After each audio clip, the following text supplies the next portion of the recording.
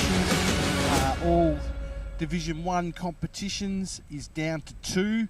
This competition stretches from Colac all the way to South Australia and Penola, Mount Gambier, and we're down to 2. We're down to Allansford Gators, the host of the Sungold Cup, and City United from the Colac area, as Mr. McNamara is giving us a bit of lip. Well, I wasn't watching him. So. No. Joining me to do the pre-game is Ben Boyd. Welcome, Boydie. Thanks, Paul. So, obviously, we wouldn't be here today without our major broadcast sponsors in KFC, Powercor, Intersport, and, of course, Lucas Brothers Butchers. So, thank you to those major sponsors. And, obviously, Sungold put on a really good event, don't they, Ben? Sungold have put this money up now for quite a while, and it's it's sought after, as you said, right through that region from Colac to the Mount Gambier Association. And, $15,000 is on the table here for the winner, and not a bad second prize, but not as good as $15,000. No, not as good as $15,000. But if you were, obviously, both sides are going to go away with some sort of cash injection to their clubs. Yep. And their they could be rollers or whatever they're going to use the money for. But yep, well exactly. done. So, interesting couple of games. Obviously, Allansford were pretty commanding against a pretty strong Northern Raiders side. They got over the line by about 40 runs, with Mead being top scorer of 57, and then the game we just saw. Well, we've seen the first game deliver 300 runs, yep, and the second game deliver shy of 200 runs. Correct. So just the way the batting tempo, running between the wickets, or the bowling, not providing any extras, yep, those sort of things probably, and cruise control for City United to bat the way they did. But look, it's a bit of a rematch from 3 or 4 years ago. It is, so we said that in the we'll see how it goes this time. But there's good star local batsmen and bowlers, yep, and fielding from yep, both sides. That it'll be interesting who takes the risk and gets rewarded for it. Now, while we were having a little bit of a break, the toss has been done and won by Allansford, and they've elected to bat, put a score on the board, and see if City can chase it down. Obviously, being with Treweek not playing, it's a big hole in their team, but Slater batted really well in that second game and bowled really well. What we noticed was they changed the pace when they bowled United. Off pace, yep, a lot of off pace.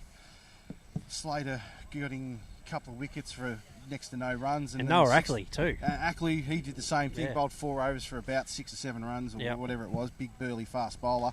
Have his work cut out with the quality of the batsmen with Allansford, as will Slater. But if I'm Allansford, they would have been watching this game, they would have seen him rush through, similar to one of their former teammates in Brad Sheen. Yeah, well, look, both teams seen each other. If they got to last Sunday, they were both at the Davidson Oval, so they would have been able to, scope each other out then and again today. So yeah, I think both teams are going to back themselves with what their skills are.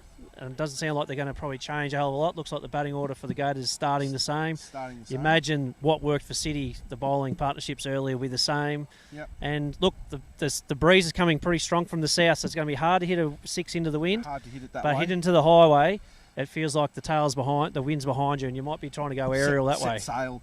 Now, you being the curator, how's the wicket holding up? Yeah, look, we only did a token light roll just to make it look good, I guess. Yep. And a couple of front lines have just been scuffed. So other than that, we didn't need to touch it. And you were right. You said that the wicketkeepers do scratch up the back. There was a few marks behind there. So well, we can sail this now because our wicketkeeper, who was in the commentary box in the first game, Cameron Williams, won't be here. He'll probably be watching online. So I'm not against it. No, it's not against it. But I don't know if they need to make as much of a guard as the batters do. Yes, that's true. But anyway, we are just about... we've probably got 5 minutes before we kick off. The wind is getting a bit stronger. The sun is out. The right said Fred is getting a bit...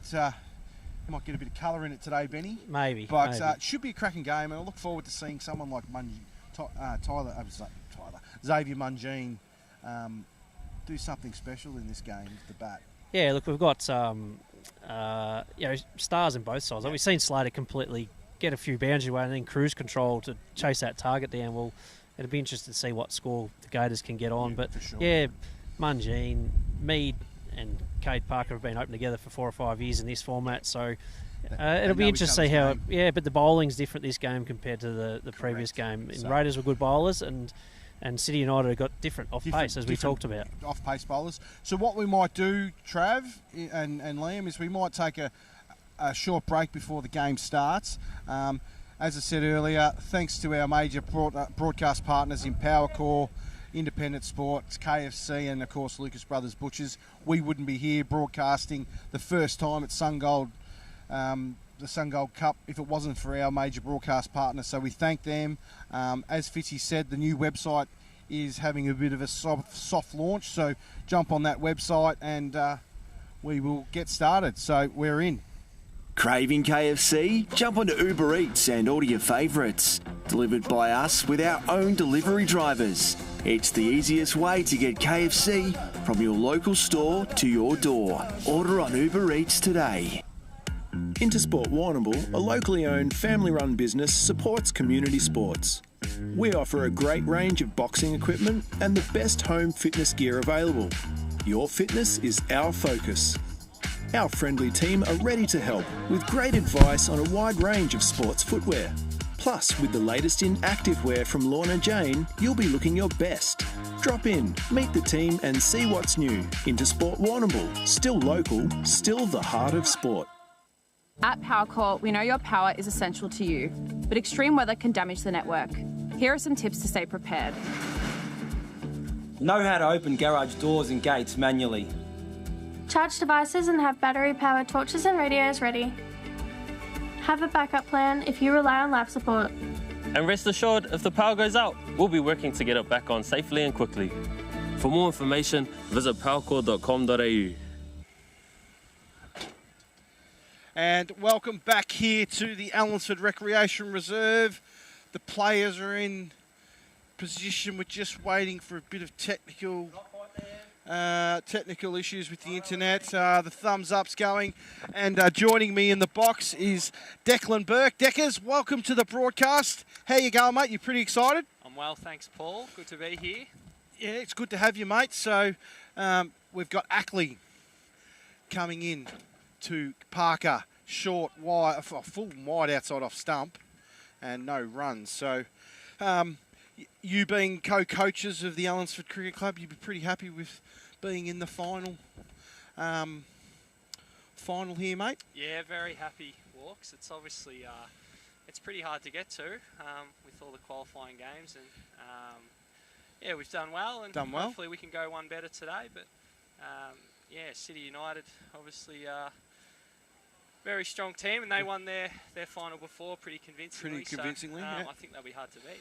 So with Parker at the crease is the match winner from the first innings, Daniel Mead, and we saw Ackley just run in and get one through there to Cade Parker. Now, obviously pretty impressed with this bloke in the first game today. Ackley to Parker now. There's the straight drive, straight to the mid-off fieldsman, and no run. But good turnout now. The crowd's great. Yeah, good turnout. It's really busy the first game that we played against the Raiders, obviously. Two local teams. Yeah, for sure.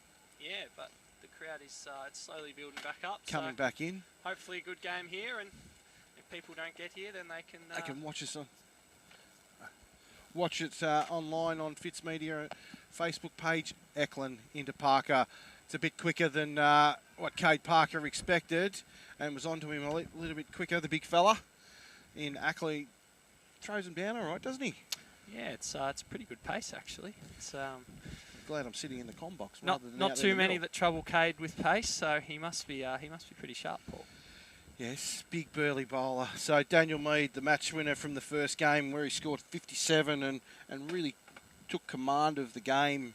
And Parker, who was the best on ground in the Warrnambool Association final, just played a secondary role. Ackley into Mead to face his first ball. Outside off stump to the left-hander, and he snicked it off. And 57 in the first game, and a first ball duck in the second. Daniel Mead will be disappointed with that, but that brings in Norm Mungine as we see Daddles the duck come through. And for the duck. So and we'll be back, and it's 1 for 1 after 5 balls in the Sungold final. Bundy's Bar and Bites is your local family-friendly bar and restaurant. We've got beer on tap and wide range of spirits and cocktails. The menu at Bundy's caters for all tastes, ranging from bar-style snacks all the way through to mouth-watering Sri Lankan curries cooked by Bundy himself. Feel like a chicken parma instead? Well, we've got you covered there too. Bundy's Bar and Bites. Open till late, 7 days a week. 67 Liebig Street, Warrnambool. Welcome back here to the Sungold Cup final for season 25-26, and it's first blood to City United with Noah Ackland taking the prize scalp of Daniel Mead, the match winner. Not the start you're after, Deckers. No. Obviously, yeah, Dan batted really well. He's had a really good year, to be honest, and he's probably someone that a lot of teams don't know too much about. He's been around forever, and he obviously scores pretty quickly. But another left-hander in now, Zave Mungine, off the mark. Off the mark with a single to mid-off, I should say. That moves the score to 1 for 2 after 1 over. Getting the crucial breakthrough was Noah Ackley. So it'll be interesting. Like obviously you boys have got James and Boyd up front, and we've got a different style of bowling for the City. They've got a lot of, other than Ackley, they've got a lot of off-pace diddler-dobblers type of things. Yeah, which I think can be the go in the 2020s. I think Walks. You probably saw in the first final against the Raiders, as soon as we took the pace off the ball, Shiv Kumar and Joe Kanar both bowled really well. So we've got Henry Barber bowling the second over from the Princess Highway end. It's interesting that they're starting into the wind, City, to make Allansford hit with the breeze. Mungine batting a fair way out of his crease, so he's watched a bit of cricket earlier to see their bowling type. So Mungine facing Barber now. Punches. It's just almost a forward block, and there's a misfield, and it's an overthrow, and it's standard, overrunning the ball. Stannard. Overrunning it, and what should have been 1 becomes 2. So score moves along to a 1 for 4, I reckon it was. Yeah, 1 for 4. Barber into Mungine. Short. Mungine pulling away to the man at short, fine leg. Throw at the bowler's end. Hope there's backup. There is. Well done, young fella. Good run there to Mungine. They're going to just tick the scoreboard over here. 1 for 5 after 1.2 balls. Or 1 over and 2 balls. So it's Parker, the match winner from the Warrnambool Association Grand Final. Barber, back foot drive, cut, whatever you want to call it. Jamison wasn't going to affect the run, and it's another run to the score. So we'll see Allansford look to rotate the strike at all costs, look to score a run off every ball, and if there's a bad ball, hit it for 4. Is that about right, Deckers? Yeah, I think so, Paul. These two are, particularly Norm, really good in between the wickets. So, as you said, run hard between the wickets and put the bad ball away. And Barber to Mungine, and he goes whack, and that's the first boundary of the final here to Xavier Mungine. And I called it in the pre-game. I just have a feeling that Xavier might get one out of the bag today and go big. Yeah, he's in really good form after Christmas. Norm, he's not that he'd been struggling before Christmas, but played the T20 match against North Warrnambool here, where he made 70, and he's made another 70 since. So he'll be good to watch if he gets in. Barber to Mungine now, full crunching drives, but straight to cover. Well fielded at short cover there. No run, and Mungine moves. He's 8 off 5 balls with 1 boundary, and Parker is 1 off 5. So Cade will look to just get himself into the game here, and then look to build innings towards the end of the proceedings. Sound about right there, Deckers? Yeah, I think so, Paul. Anything short he'll sweat on, and as you said, he's batting with Norm. There'll be plenty of running between the wickets. So. Barber to Mungine, guiding it past through vacant point, third man region, then they'll pick up to Jamison. Quick chase after the ball and back in. It's only 2. Good work by Norm Mungine, and obviously left-hand, right-hand combination, difficult for the bowlers. And it's none for 13, or 1 for 13 after the second over, and we'll be back after a break. If you're buying or selling a home, Gleeson Real Estate are here to help. The hard-working team at Gleeson are happy to support you right through the buying and selling process. Gleeson Real Estate, friendly faces, expert local knowledge. Welcome back to the Sungold 2020 final. It's 1 for 12 off 2 overs, and it's Ackley to Parker from the highway end. In off the pad, straight down to fine leg. Just the single. And they just look to keep ticking over the score, and it's 13 now. And Boyd, you did say that we'll have the second scoreboard, Fitzy, so I could probably turn my phone off and we'll only be just getting the scores. But it's 13 for... We're looking good so far, mate. Only early. So, and how have you found coaching, Deckers? Yeah, no, it's been really good, Walks. Obviously, yeah, to have Chris there, it's a big job. We field five senior men's teams and obviously our women's team who are playing on the hard wicket today, which is great. Great to have 2 teams out here today. So Ackley to Mungine, big swish. How's it gonna bounce? No, it just props and they'll get 2. Mungine will look for 3. No, there's no third run there. And Xavier looks to be positive, showing the positive intent, as you hear the buzzword is in positive intent, as opposed to baseball, which is just reckless abandon. So, no, well, 5 teams keeps you honest. Obviously, you've done a lot of country week work as well. So, Ackley into Mungine now. Hits it inside edge down to fine leg. He'll probably look for 2 here. He's in, he's out, and he's coming back for the second. Good running, Xavier Mungine. 2 on the board. That's 4. That's 17 on the score now. He's up and about, is Xavier. Yeah, he is, Paul. He'll be look to get himself in, and he's always very proactive. He loves his reverse sweeps and ramps and all those sort of shots. So if he gets himself in, look out for those. Ackley to Mungine now. Windy whoosh. There's a bit of noise. They're appealing. How's that? And they've called the wide. They tried to bluff. They will appeal, but they were pretty confident there was a noise. Dead ball, the umpire's saying. I'm not sure why he was calling wide. It looked like he went inside the... He just missed it. Inside body and... Okay, so...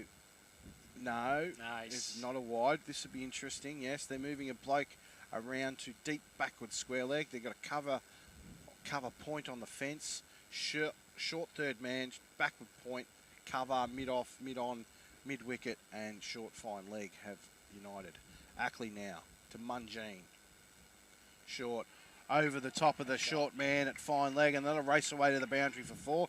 Can't bowl there to Xavier Mungine. Anybody that goes out to bat without a helmet on must be able to play the pull shot.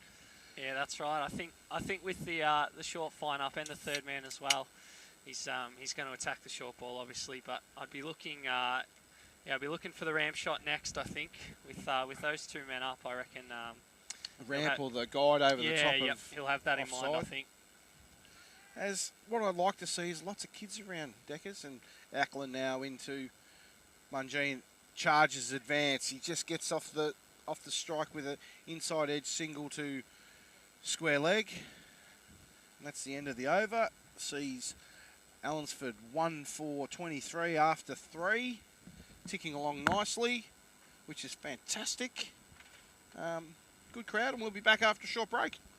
Time to get up, time to walk to the bus stop, open up the shop, time for you, time for me, love and everything you see. The sun is up, time to take on the world this time. Time to wake up, time to climb to the top.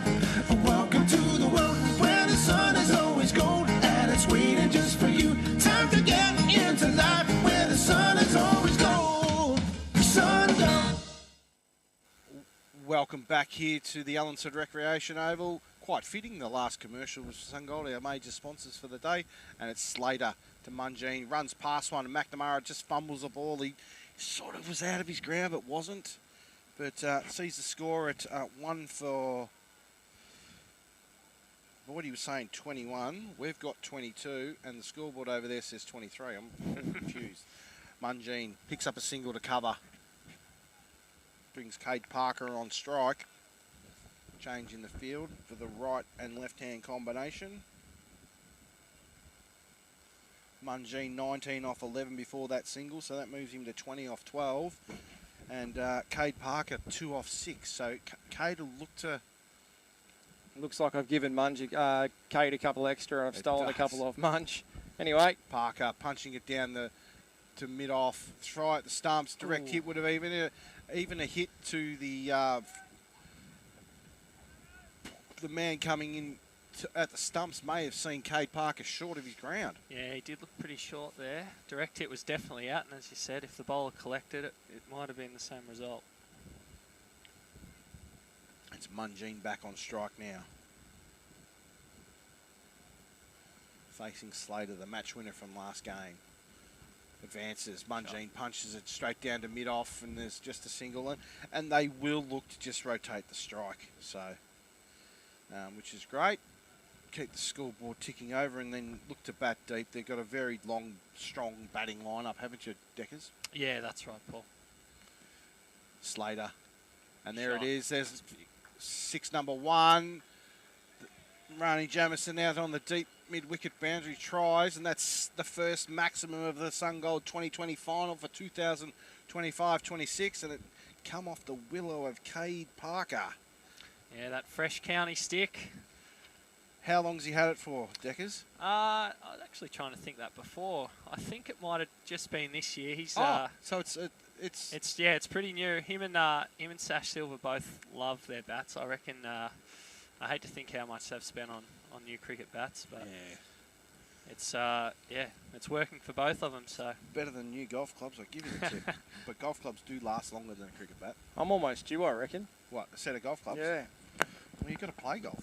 Yeah, I know, I wish. 1 for 31 off 3.3, and that's great work by Parker. Hits a 6 and then gets off strike next ball with a single. So Slater has gone for more runs in that over than he did for 4 overs last innings, and it sees Allansford 1 for 32 after 4, and it'll be Ackley to bowl his 3rd over. You're struggling with his name, aren't you? Yeah, I'm struggling. There's a couple of names that just throw you every now and then. Every now and then. I had it pretty good in the first But that said, game. this is your 3rd game you've called, mate. Monumental effort. So on the back of 3 hours sleep. Yeah, mate, I know. You said 4 before. No, 3. Well, yeah, but yeah, it was probably 4. Yeah.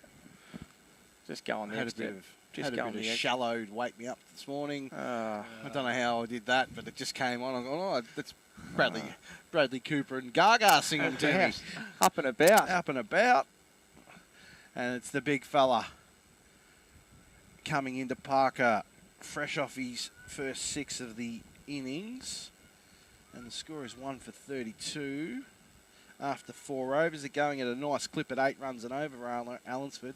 Parker facing Ackley from the Princess Highway end onto the pads. He works it out to deep mid-wicket, or deep square leg, in off the fence. Good work. Only the single. Moves the score along to 33 for the loss of 1 wicket. And there's kids everywhere, Deckers. There fantastic to see. It's good to see cricket live and well. It's great, Paul. Yeah, obviously we've been looked after with the weather. Happy we didn't get a day like yesterday. Lucky it wasn't yesterday. Yeah, that's right. What would have happened yesterday, Deckers, if it was like that today? Eklund into Mungine. Clip off the pads. It's going to be 1. Well fielded on the fence by Johnson. Yeah, it's a good question. We actually, last week, they were predicting it to be pretty hot today. I thought it was supposed to be meant to be about 32 or 3 today. Yeah, it was. We've definitely lucked out. Obviously yesterday, no cricket, so I think it's probably helped with the crowd too. Everyone's here to get their cricket fix for the weekend. That's it. Ackley in now to Parker. A little bit of a stutter in his run-up, and he'll have to go back and bowl it again. Lucky it's not hot because he'd be pretty tired. These fast bowlers running off big long run-ups. Shout out to everyone tuned in online. We've got about 135 tuned in across YouTube and the 2 Facebook pages. So excellent to hear. Good little following. Ackley now into Parker. Short, guides it to the short third man. Munjeen scampers through for a single, and they're just going to keep rotating the strike. And that's the difference between Penola and Allansford. They rotate the strike really, really well, and Allansford do. And playing against them in years gone by, it was always really frustrating. Left-hand, right-hand combination. It is, yeah. There's probably nothing worse as a bowler when stealing singles to fielders, but yeah, it's definitely something we do really well. Munjeen facing Ackland, just working it around the corner for a single. He'll have his areas to score his boundaries with Norm Munjeen. So it'll be interesting. Like, they're rotating the strike really well. Point comes across. Great to see Ash Jennings over the far side so we can see the batsman. And where the sun is now, seeing the lines, it's a lot easier to be over that side of the ground. Ackley now, faith to Parker. Short. Parker whips it off his hip, and it's 4 straight into the Sungold milk sign. Another boundary as Parker gets into his work as well. Unfortunately, nothing for the hit sign. No, nothing. It's the little one you've got to hit. They're very well hidden too. They are. Especially the one behind the bowler's arm. There's no chance of anyone hitting the I reckon you could do it, Walks, or what? Not a chance. I was close in the one game I played out here. We only played one game at Creek here. We weren't lucky enough to get through. Ackley now into Parker. Straight up in the air. On the breeze. Making great ground. Great catch. Good catch. Fantastic catch there by Barber. Made really good ground. After hitting a boundary, Parker normally would have just got the single, and it sees Parker depart. And incoming batsman for Allansford is Chris Bant in his customary wide brim hat. He loves that hat, doesn't he? Does Chris? He does. I think it started back in the Panmure days, and yeah, I've only seen him wear a helmet a few times.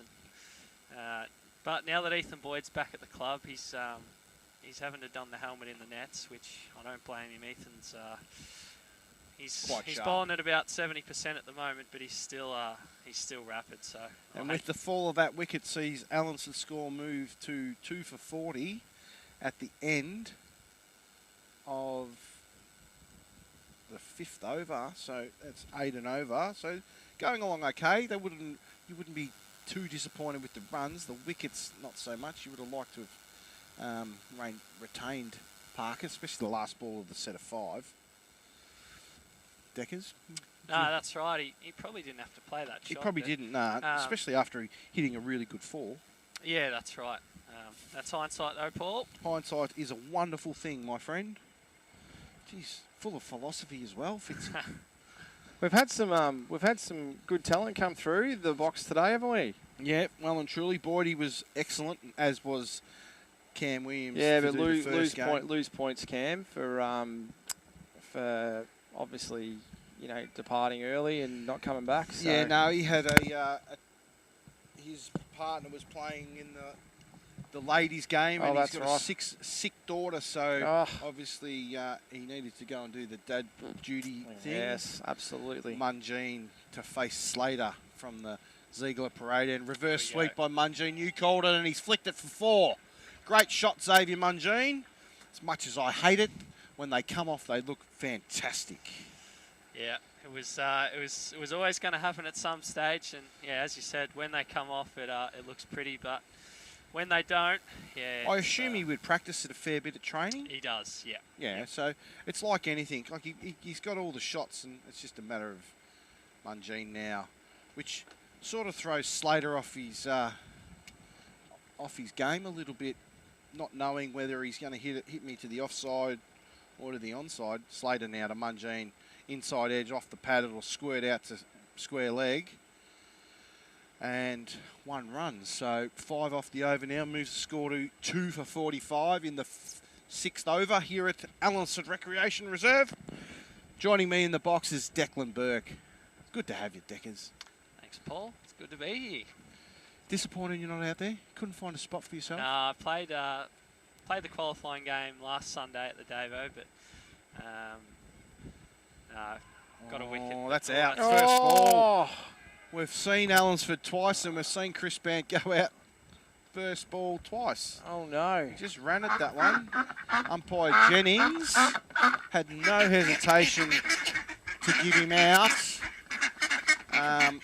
And Chris Bant looks very disappointed coming off. And we'll see the young gun, Charlie James, stride to the crease. Now that throws the cat amongst the pigeons, Deckers, I think. It does, yeah. He just looked to turn it around the corner there, and I think it might have just been a bit too straight. And just looked like a bit of an arm ball I by think so, yeah. Slater. No, it was well bowled, and as you said, young gun Charlie James comes to the crease, with a bit of work to do.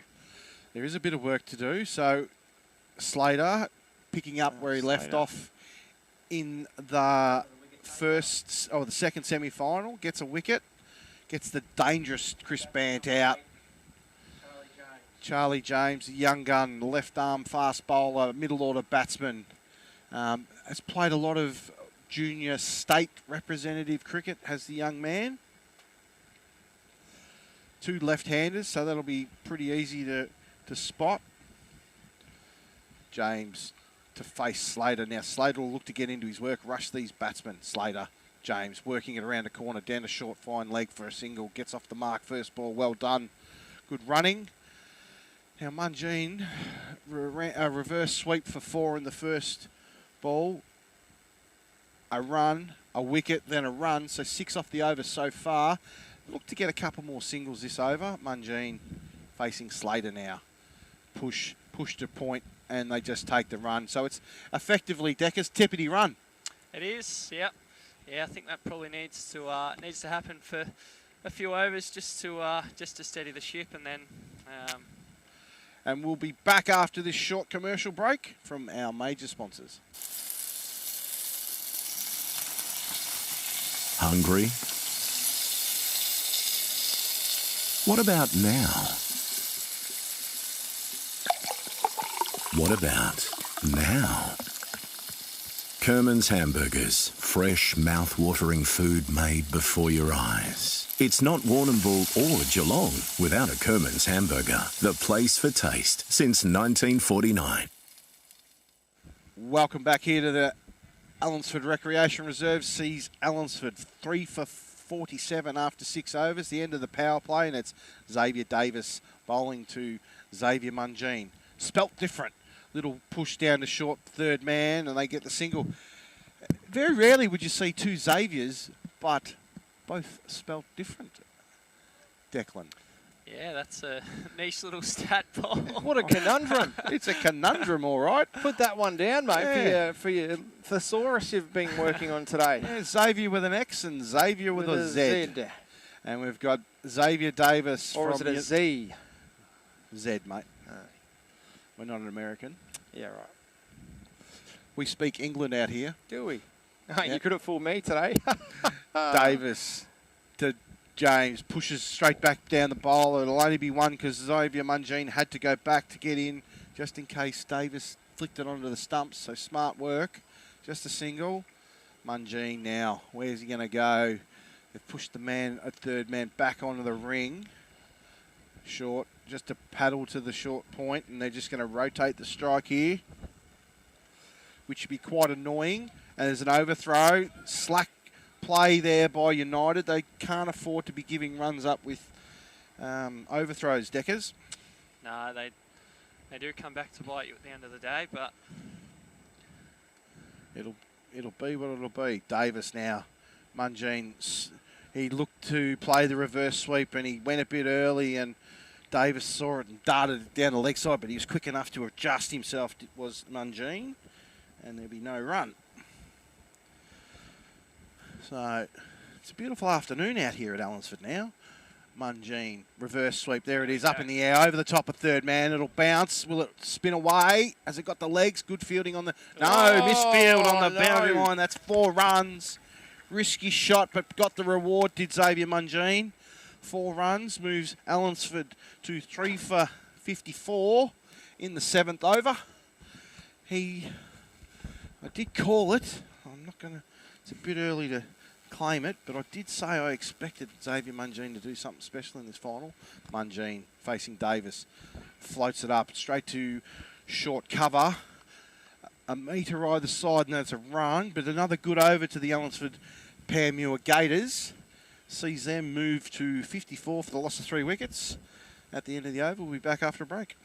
Lava Street Veterinary Clinic, caring for Warrnambool's pets in our state-of-the-art family-run facility. This December, get 20% off all cat desexing and finish the year with healthy, happy pets. Visit 1051 Raglan Parade. Welcome back here to the Allansford Recreation Reserve. I may have had the score a little bit wrong there. It's 3 for 55 after 7, and it'll be Brodie Burrow to come in from the Ziegler Parade end. Bowling his medium pace with the keeper up the stumps to Charlie James. Full ball. Misses bowler, tries to field with his foot, but it's only a single down to long off. And it's Burrow from the Ziegler Parade end. Is it the Frolic Duck? Freckled Duck. Freckled Duck, I was close. I knew it was a duck. It started with F. You were very close. Mungine. He's gonna throw a bit of uncertainty into the minds of the City United bowlers here, because he has the capabilities. We've seen it already twice with the reverse sweep, and he doesn't mind mucking with their heads, fiddling around a bit. Does Norm. Burrow to James, forward defensive shot, inside edge. Bowler picks up, safe. Mungine will come back for the second. Good running. Good awareness by Norm Mungine there, or Xavier. And Charlie James dived, was up and out, back into his work real quick. Would you think that is what makes Norm Mungine a pest? Oh, he's just he's a pest, but he's a competitor. Him the pest. Yeah, I do call him the pest. He wears it like a badge of honour. He does. Burrow to James now, back driven there behind point. Running in and out there. Good running, no. Mungine says no. Good bit of work on the fence by Mulroney. And another single to the score. No, he is a pest. He likes to do it because that means he's in the game and he keeps his focus. Burrow to Mungine now. He's just annoying. I don't mean that in a bad way. I mean that in a good way. Would you agree, Declan? Is he annoying? He is, definitely. And I think it's something that he enjoys, though. He likes people getting under people's skin. Yeah. Burrow to James. Good drive there by James. It's a single. They might be coming back for 2. Mungine, great turn, in and out, and there was only a single. But he was looking. If that ball had trickled out a bit further, and Mungine's moved along to 37 off 27 balls, and that's the end of the over. It looks like to be Slater, and it's 3 for 62 after 8 overs. So it'll be Slater now. We won't have time to go to a commercial there, Fitzy, because Slater's ready to go, and it'll be James. I'm following your lead, mate. Yeah, no worries, mate. Slater, short. James punches it. Mulroney in off the point fence. Good throw back into the keeper, and it's just a single. Moves the score to 63. And the thing with this game is, Declan, is it's exciting. There's always something happen. Every ball could be different. Yeah, that's right. No, that's T20 cricket. T20 cricket. I'm backing a reverse sweep here. No. Onto the leg stump, and Mungine just pushes it to mid-on. And even though it was a single, they still ran it pretty hard. It wasn't anything more than a single. But they were looking to put pressure on the fielding team. Slater now. I know, it might be Davis. Yes, it's Davis. My mistake. Number 6 is Davis, Xavier Davis. The 2 Xaviers. Spelt different. Z and X. It's a bit like coffee from the Green Mile. Just like the drink, but spelt different. Good drive there by James, but straight back to Davis. Just looking to tighten it up. A few dots here. 65 gone. Geez, he's elegant, isn't he? I like the look of Charlie James. Yeah, It's to he's, see. I remember him as a kid, growing up out at North Warrnambool, following his brothers Sam and Tom. To see him now, he's very elegant as a batsman, James. No, he's clip off his the pads. he's the all-round package, Paul. I mean, yeah, obviously his bowling speaks for itself, but just yeah, with the bat, he's come up the order, sort of after Christmas and in the 2020s, and then you watch him in the field, he'll field cover. Yeah, you yeah, know, the in hot tight. spots. Yeah, he's Davis he's to an all-rounder. Mungine, advances down, punches it to mid-off for a single. And we talk about those sort of traits with young Charlie. He's an excellent kid. Yeah, great as kid. well. Yeah, Forget really. about his cricket traits. He is an excellent kid. He's well mannered and always happy to see you if you see you have a chat. And he's always got a smile on his face. He does. So the end of the 9th over, and it's 3 for 67, and we'll take a short break. We use the Ridley team, make a phone call, I guess high quality advice. We tend to have 6 weekly visits from the team where we do a full farm walk and herd health check. They check in on production and the feeding rate. It's something I don't have to worry too much about because I'm always comfortable that they will have it under control. The feed that comes out of Ridley's fully confident every day of the year that it's high quality grain or pellets. Welcome back here, and it's just a single off the first ball of the 10th over. The last from this set from the Ziegler Parade Head, and it's James. Good save there in the field by Johnson at short cover. Almost created a run out. I think it was Johnson. Looked like a number 7 on his back. How good are these numbers? I think the league should be putting numbers. Made teams have numbers. Johnson to James, working it into the gap. It's good to see the city fielders have come in up in to try and create a bit of urgency to stop those singles. Yeah, they've got a really good field set, I think, especially for Charlie. Those two men on the onside and the offside, just to cut off that little drop and run back past the bowler. Johnson to Mungine. He's helped it around the corner, and that's it's almost close to the Sungold Milk sign. He went for it. That Sungold Milk sign is in a dangerous position.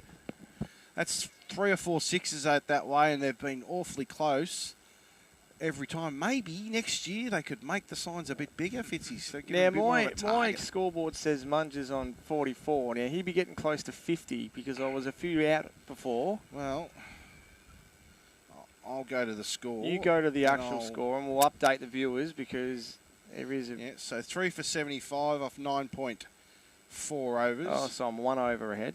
Yep. And it hasn't yet updated, but that's okay. Speedway's on, so the internet in this day and age, they've lost the ball too. Lost the ball. They can put man on the moon, but they can't have good internet service. Yep. Get half a crowd and you lose everything. So 3 for 75, and Xavier Mungine is 46 off 31 with 4 boundaries and 1 6. Charlie James at the other end is 10 off 12. Cade Parker got 16 off 13, and there's been 2 first ball ducks, but we won't say that really loud. Cause Did you say we're at 9.4? Was that where we were? 9.4 overs. Yep, good. 3 for 75. Yep, right. Going at a run rate of 8 and over. Burrow into Mungine after a 6, needing 4 for... He's going again. He's going again. Well batted, Norm Mungine. That might be 6 more. It is. That's another maximum. That brings up his 50. That's 52 off 32, going at a pretty good clip. Deckers, you'd be happy? Yeah, very happy, and I think he's got you to thank, Walks. You did predict it, start of the game, that you thought Norm might produce something special. Don't pump him up. Don't pump him up. No, I just had a feeling. You know, I had a feeling. I was going to say that's a good name for a song. Yeah, Black Eyed Peas.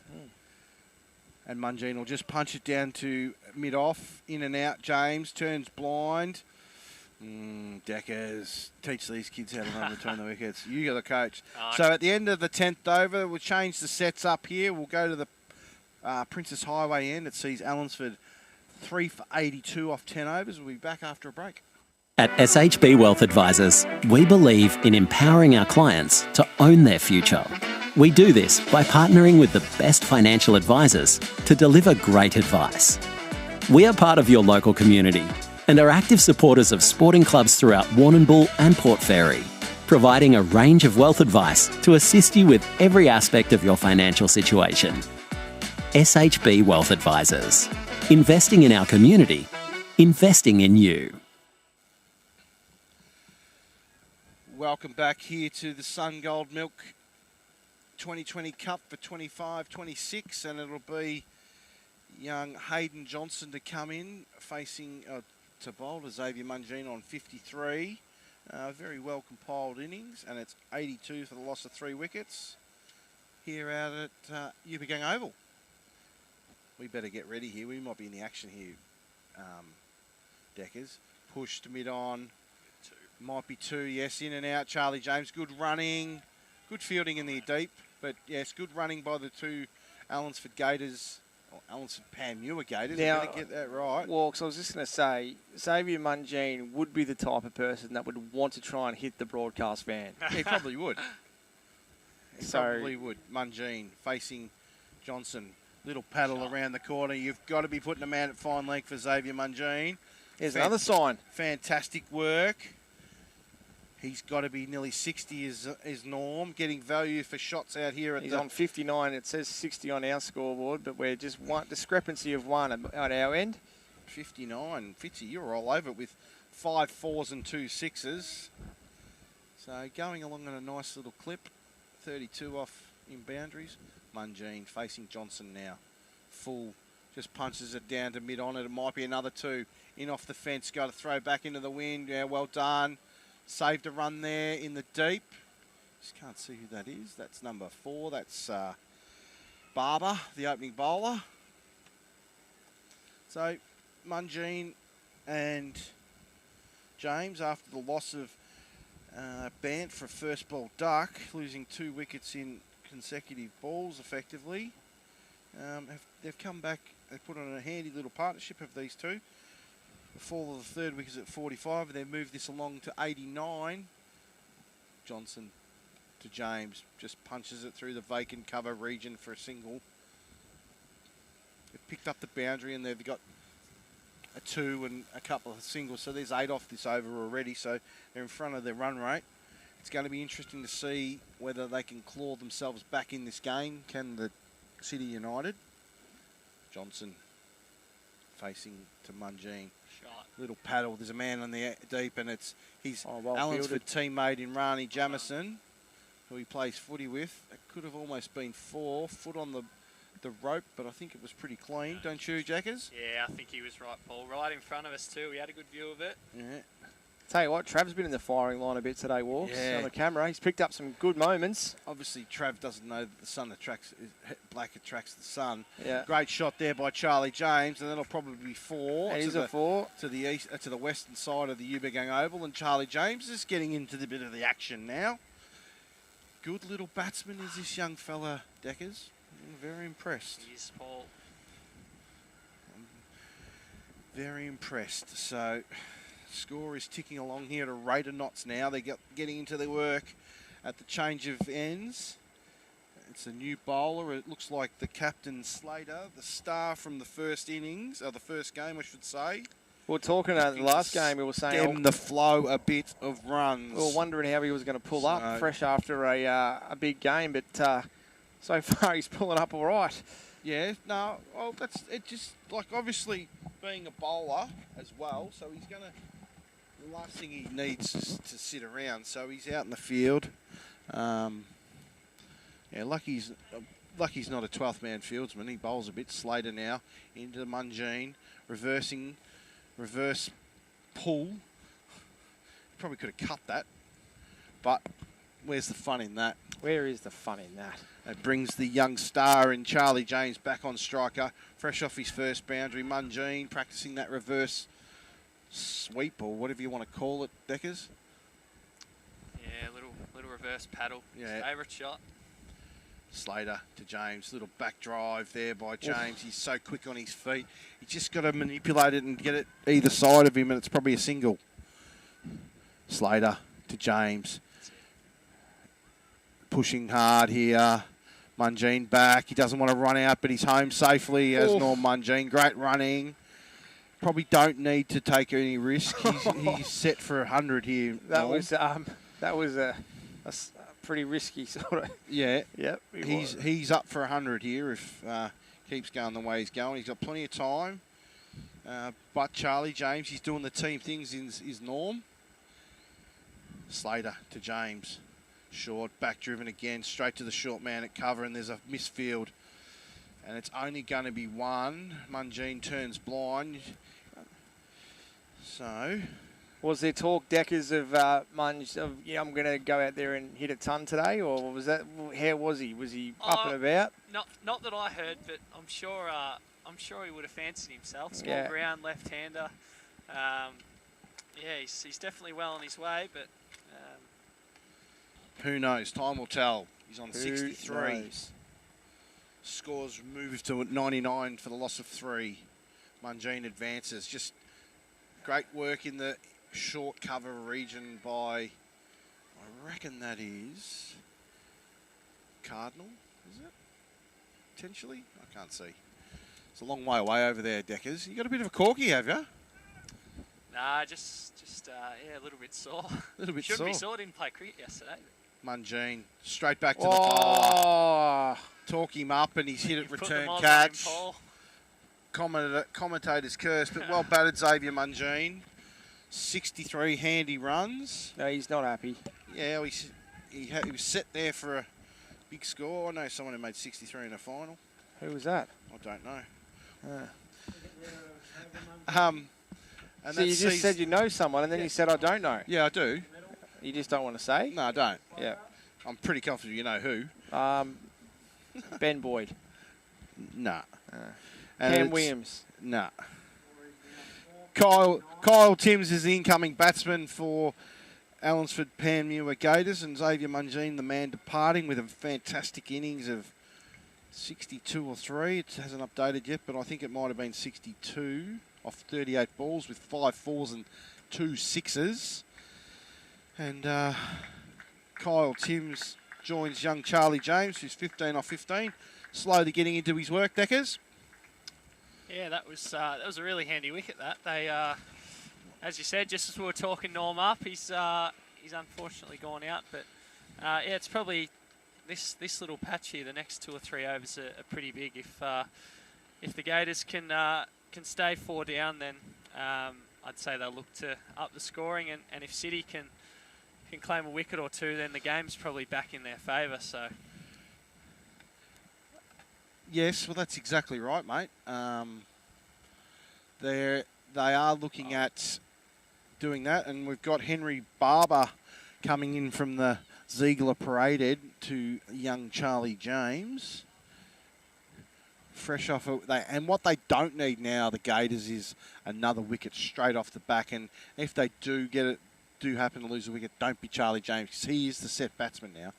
Barber to James. On the pads, whipped away down to that down to fine leg. James, no risk needed. Kyle Timms is a bit older, so these young blokes need to respect their elders and don't do anything ridiculously stupid with the running. And James, that's the 100 up for the Gators. Sees them 4 for 100 off 12 overs. And obviously now they've already made more runs that City chased down in the first game, so they're going to have to make more runs than they have all day. And it's Barber to Kyle Timms, the fresh man in to the crease.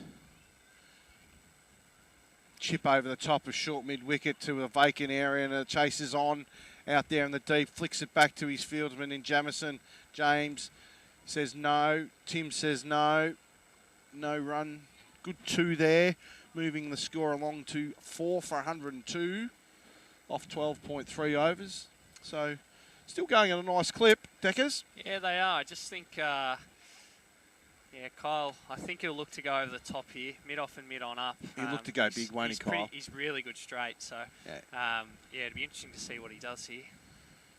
Barber into Timms now. There's that cow shot. Jamison's quick out there on the outfield. James is taking him on. Danger. Missed opportunity by Barber. What was he doing? Get behind it. Watch the ball, mate. You're in the game.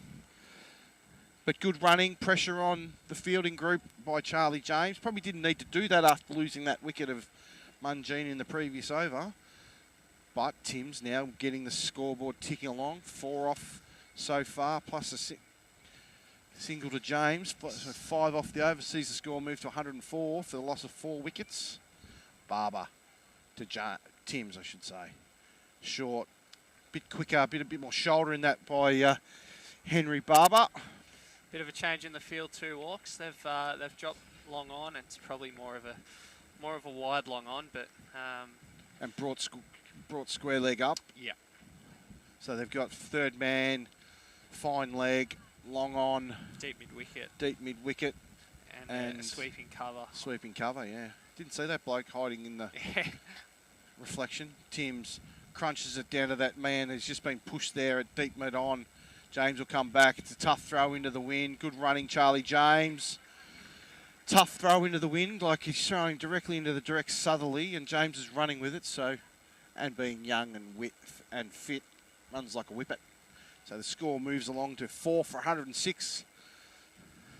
So, good little partnership building here for the Gators. And it's getting to be a really enjoyable afternoon, weather-wise. Not too hot, not too cold. Barber to Timms. Short, cut shot. Straight to the man at point. Off the knee. Just the single. Good over again by the Gators. Well done, Hayden Johnson. War 1 for the team. And we'll be back after a break. The Tyre Factory Warrnambool. More than just tyres. The team at the Tyre Factory Warrnambool not only specialise in helping you with your tyre needs, but other mechanical needs as well. The Tyre Factory Warrnambool have all the leading brands of tyre, including Hankook, Maxxis and BFG, plus a number of wheel packages and wheel alignments. Get in touch with the Tyre Factory Warrnambool for all your mechanical needs, more than just tyres. Welcome back out here to Sungold Grand Final, Sungold Cup Grand Final for 25-26, and it's Allansford sort of building a nice little partnership at 4 for 107 after the loss of Xavier Mungine, and it's Slater now to Kyle Timms. Look to go over cover point here. Oh, he hits it just in front of point for a single. Left-hand, right-hand combination. Frustrating for the off-spinner, but ticking along nicely. Charlie James on strike now. Facing Slater, the wily veteran Slater, the match winner from the first semi-final. Little paddle around the corner, dot ball. Another smart bit of bowling by Slater. And James on strike now on 19 off 18 balls. Timms 8 off 6. Running hard, Kyle Timms. Great running, Kyle Timms. Putting pressure on the outfielder. Misfield. Another run sees Charlie James tick along to 21. And the score moves along to 111. Nelson. You wouldn't know what Nelson is, would you? Nah. Yeah, it's one of those. Dickie Bird used to stand there every time there was a 1-1-1 or 2-2-2. Would stand there with one leg until the Slater to James punches it straight to short cover, no run. Oh well, Slater. Yeah, he did. He bowled well in the first game as well. Like he changed the bowler. It'll probably be next over. It'll be Ackley. Slater to James, working around the corner to the big fast bowler in Ackley. And there's one run. So the scoreboard's ticking over. They're not getting the boundaries. Obviously, Kyle Timms has the capabilities, as does Charlie James. But not like Mungine, where he can hit 360 degrees. These two are very conventional players. Slater to Timms, short, pull shot, line the ground. Great shot, Kyle Timms. That's 4 runs. Great shot, Kyle Timms. You drop it short at your peril to this man. He loves anything short and full. So he's very dangerous cricketer to bowl to. And that's the end of the over. And we'll be back after a break. B&B Furniture Plus now stock a range of adjustable beds. They have mobility aids to help you live your life to the fullest and lift chairs for the best in comfort. B&B Furniture Plus is locally owned at 203 Lava Street, Warrnambool. Welcome back here to Allansford and the Yubagang Oval here in the picturesque town of Allansford in southwest Victoria. It sees Noah Ackley back into the attack, and it'll be young Charlie James on strike. Sees the score, Allansford 4 for 115 off 14. This will be the last over from the Princess Highway end, or the northern end of the Yubagang Oval. And young Charlie James, what's he got? He just wants to see this big fella out. Ackley now in. James, little back foot drive. There's a hesitation. Chance at non-strikers. And now there's a run. The pressure building on both sides. And the overthrow was there. He was well within his rights to throw it. James hit the shot. It was a non-striker's call, and he was 3/4 of the way down, but was back. Direct hit would have had him cold, though.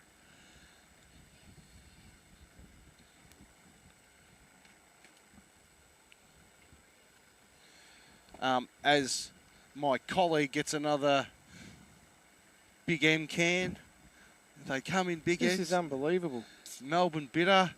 Who needs Nick Mills when you got Declan Burke? Jeez. Ackley now to Timms. Big windy whoosh. Nothing on it, straight through to the keeper, McNamara, no run. And the score is 4 for 116 of 14.3 overs, I would imagine. So, how's that liquid beverage tasting, Deckers? Yeah, nice, thanks, Paul. Charlie James, 23 off 23. Kyle Timms, 12 off 7. Everyone's got to start, bar the two blokes that faced only one ball each of two. Ackley now into Timms. Bowled him. Just trying to work it to the onside and just missed it. And Kyle Timms' quick fire innings of 12 comes to the end. Incoming batsman now for the Allansford Panmure Gators is Paddy Marnie. And we'll be back after a short break. B&B Furniture Plus now stock a range of adjustable beds. They have mobility aids to help you live your life to the fullest and lift chairs for the best in comfort. B&B Furniture Plus is locally owned at 203 Lava Street, Warrnambool. Welcome back here to the Allansford Recreation Reserve and the Yubagang Oval. What did you just say then, Deckers? It's game on. Exactly right, my friend. It's game on. Game on. Par score, talking to Boydie and Cam, we reckon 160. This is the last set of 5 hitting with the wind. They'll be hitting into the breeze for the next set. It is game on for sure. How are you sitting, mate? Nervous? A little bit nervous, yeah. I'm always nervous when we're playing, but... Yeah. Yeah, look, 8 and over now from where we are gets us our 160. So, yeah, I think Paddy Marnie, he's pretty similar to Kyle Timms. Drives well, plays straight. I think he'll just look to get Charlie on strike. Ackley now to Marnie. Dot ball. So, good start. And as we've said all along, and I called it at the pre-game that Norm Mungine was going to be the man. And as he just walks past, Norm, or Xavier, well batted. Yeah, thank you. A disappointing way to end, no, mate? Yeah, I was fucking seeing him pretty well and just said, here, have a catch. Yeah. You seen him pretty well, weren't you? You were. A couple of reverse sweeps. I hated them, but you seem to play him pretty good, mate. Try and get inventive. No one out there, so take it on. Yeah, no, that's fair enough. Par score here, you think? 160. 160. All right, so ticking along. Yeah, they got Dill Slater. He can make some runs, so 160's par. Yeah, no worries, mate. Best of luck. Well batted. See you, Norm. Good man, Norm. Sorry for that little word. What was that word? I didn't hear it. Oh, well, I heard it. I'm not sure if you didn't hear it. Well, that's good. No. But Ackley now, probably his last ball of his set of 4 to Charlie James. James facing Ackley. full, punches it back down the field and takes off. Misfield, there'll be 2 now. Paddy Marnie overruns it, but he's still quick enough to come back for the second. Sees the score move along too. At the end of the over, the end of the 15th. 5 for 119 at the end of 15 overs, and we'll be back after a break. B&B Furniture Plus now stock a range of adjustable beds. They have mobility aids to help you live your life to the fullest, and lift chairs for the best in comfort. B&B Furniture Plus is locally owned at 203 Lava Street, Warrnambool. Welcome back here to the Allansford Recreation Reserve. Sees Allansford 5 for 119 at the end of 15. So we've got 30 more balls from the Ziegler Parade end. Declan, as Norm just said, or Xavier just said, 160 par. Do you agree with him? Yeah, I agree. Yeah, I think. But from here, a quick wicket or two can. Oh, something's happening here. Fitzy, just bear with me.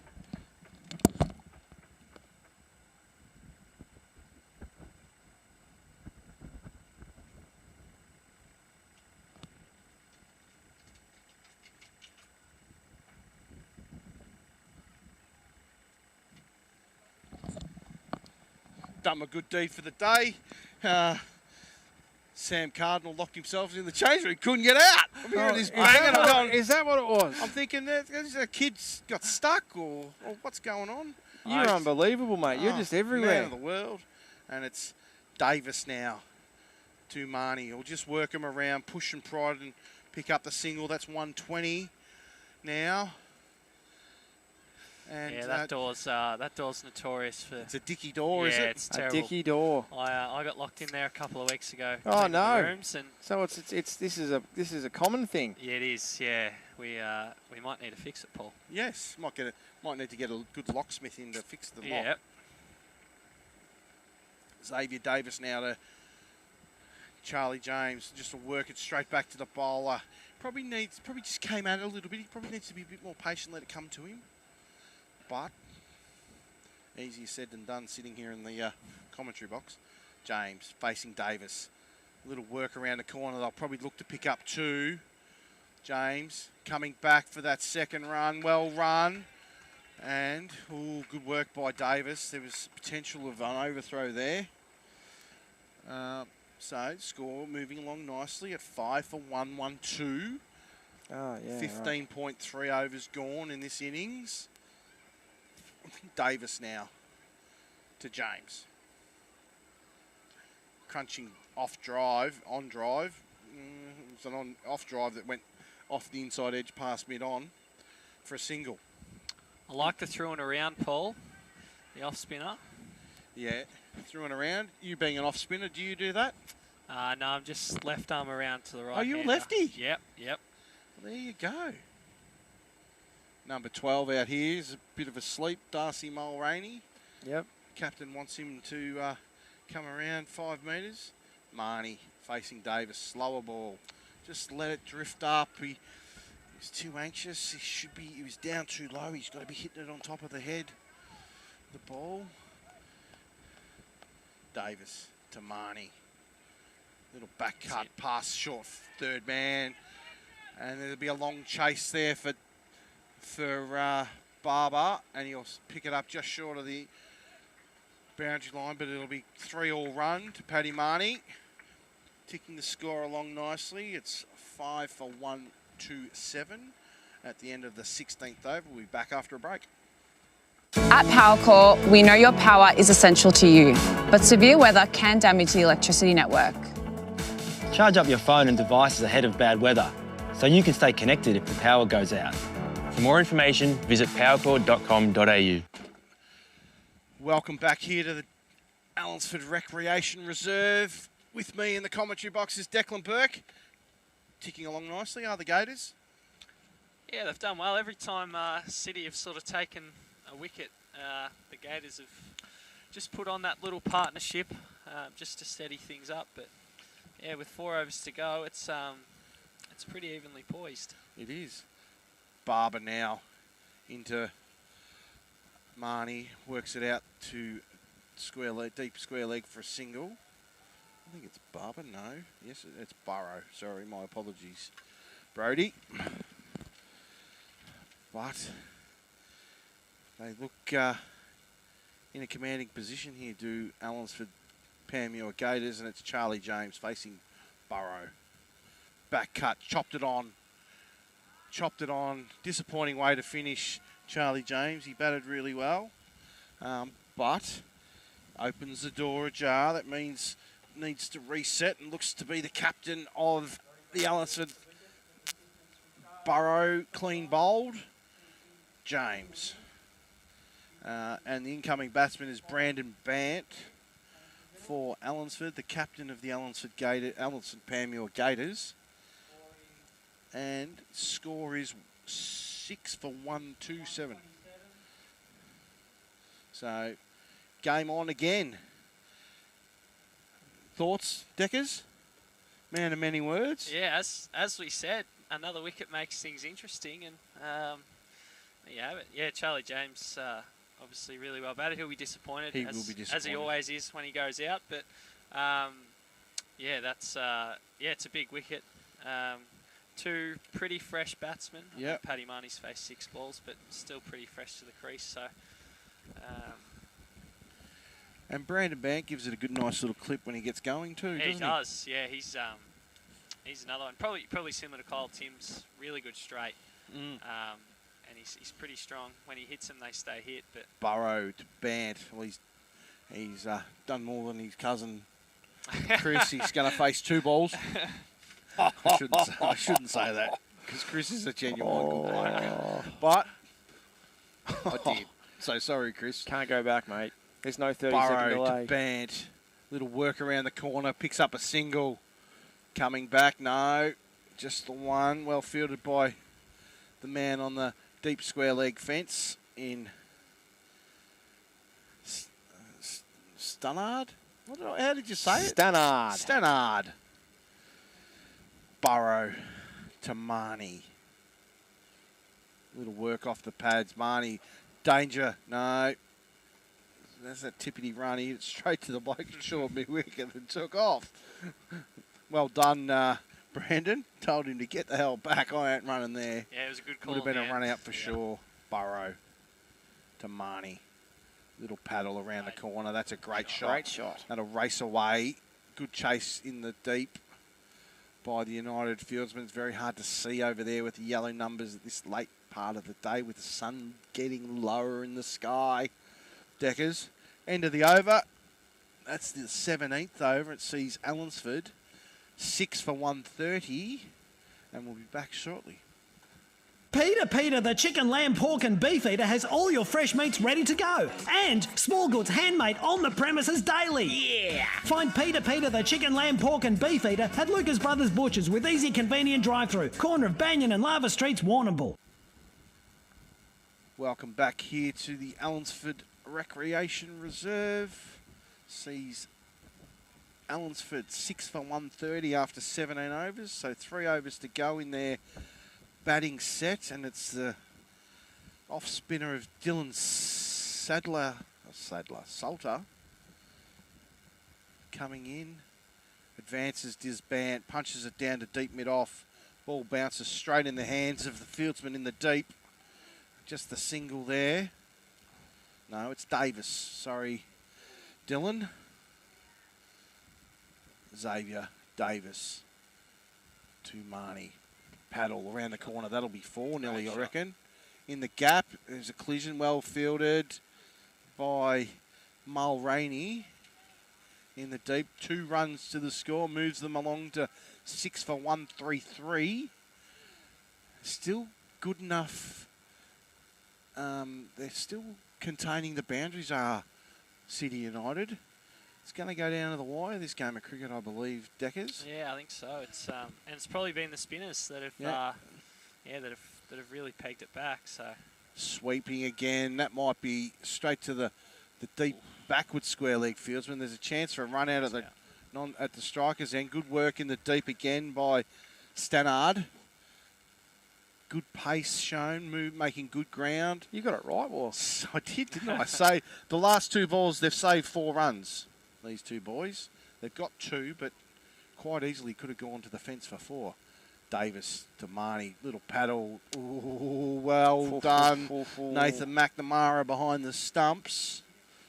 He should have been cutting that. I know what I would have done. I would have cut that. Oh, just a cutter. Cutter and a sweeper. Davis to Marnie. Paddles it around the corner. That's all. That'll be a wide. No, Ash Jennings. He must have got a bit of pad on that. So 2 dots. 2 dots Valuable. in a row. Valuable. Yeah. Just counteracts the 4, the 2 twos for the first 2 balls. Davis to Marnie. Pull shot this time. One on the bounce to Stannard. Made hard work of that. He just attacked it a bit hard, did the young fella. It's lucky to hit the leg. Hit him in the kneecap. So it's quite interesting. The year we played, obviously the high numbers of the biggest shirts. He must have been a kid that just got lumped with the biggest shirt. Yeah, Poor well, fella. Our high numbers, this year I pulled 13 out last week and it was a 3XL. It was a little bit too big, but A little bit too big. A bowler is Brody Burrow to Marnie now, cutting to that man at deep cover point. Well fielded in the deep, saves another 2 runs. They're not going to come back for the 3rd. Good running, good fielding, good cricket all round, good cricketing cricketers. That was the old adage. So 2 overs to go, 11 contests in this innings, and it's 6 for 137. Burrow to Marnie, punches it through the past short mid-wicket. There'll be 2 more runs on offer here. Good running by Brandon Bant. Made that look pretty easy, and the scoreboard is ticking along nicely. If you can't get boundaries, the multiple runs per ball are an asset. So good work in the deep. 4 off the first 2 balls. This over again. Can he do the same thing? Marnie, it's a big hit. There's a man out there. Makes good ground, great hands. Jacob Stannard, good catch there in the deep. But it's time to go. And it looks to be the son of a gun, Ethan Boyd, to stride to the crease. And that's probably one of his dad's old man's bats by the looks of it. It's seen better days. It looks like a new handle for Ethan Boyd. But well done, Paddy Marnie. Good catch in the deep by Jacob Stannard. Off Burrow the bowler, so moves the score along to 7 for 139 with 3 balls remaining in the 19th over. So it's going to come down to the wire now. What's Ethan Boyd got? If he's anything like Ben, he's got the flick off the pads over mid-wicket for 6. yeah, he's pretty straight actually. Ethan. He's pretty straight. Drives well, and he's really quick between the wickets. So yeah, okay. And so's Brandon. So we're going to see some running here. I think so. Yeah. Like you wouldn't want to get an edge down to third man or fine leg. They'll probably run 3. Burrow to Boyd, upright stance, cutting. There it is. That'll race away to for 4, I would think. And it does. Good way to get off the mark. Striking at 400 is Ethan Boyd with a 4 off 1. Score moves to 143 for the loss of 7 wickets, or is it 142? 143 for the loss of 7 wickets. Boyd facing Burrow. Push to cover, just a single, that's good. 1 ball remaining in the 19th over here. It'll see Brandon Ban on strike. Who's going to bowl the last over, I reckon? Just free hit walks. Yeah, throw out the stumps here. Yeah. Just whack it. Burrow to Band, and has a crack at it over the top of a vacant point region. And that'll race away to the boundary for 4. Great finish to the over by the Gators. 4-1-4. That's 9 off. A really good over to start with obviously the loss of the wicket of Marnie. So 13 off the over sees them get to 7 for 148 after 19 overs. That 160 could be on the cards with Ethan, and it'll be Hayden Johnson to bowl the final over of the innings. my memory serves me correct, he bowls a bit of medium pace diddly dobblers, so you'll have to make the pace. I'm not sure. Bowled 1 over for 13. Yeah, okay, so they got into him. Yeah. So they've put the acid on the young fella. Last over. So if they can get anything north of 12, they'll be happy. I think they'll be pretty happy with their bowling lineup anyway, Allansford. But 160, it's 8 and over. Fast ground. I think you've got to look at the Gators have two of their top 4 have made first ball ducks, and they're going to get 150 plus. So it's been a good all round contribution. Contribution. Obviously, the standouts have been Norm Mungine with 62, and Charlie James and Kyle Timms and Cade Parker. They've all chimed in with their bits and pieces. Paddy Marnie. But take nothing away from City. They've bowled and fielded really well, and Johnson paddle around the corner to Boyd. That'll race down the hill, down the breeze. No, well fielded by Stannard in the deep. 2 runs to Boyd. There's the 150 up for the Allansford Panmure Gators. So if we run through the scoreboard, Parker 16, Mungine 62, James 28 off 28, Timms 12, Johnson to Boyd, whacking it back over short mid on. Quick running by Bant and Boyd. You're not going to run Ethan Boyd out there, Rani.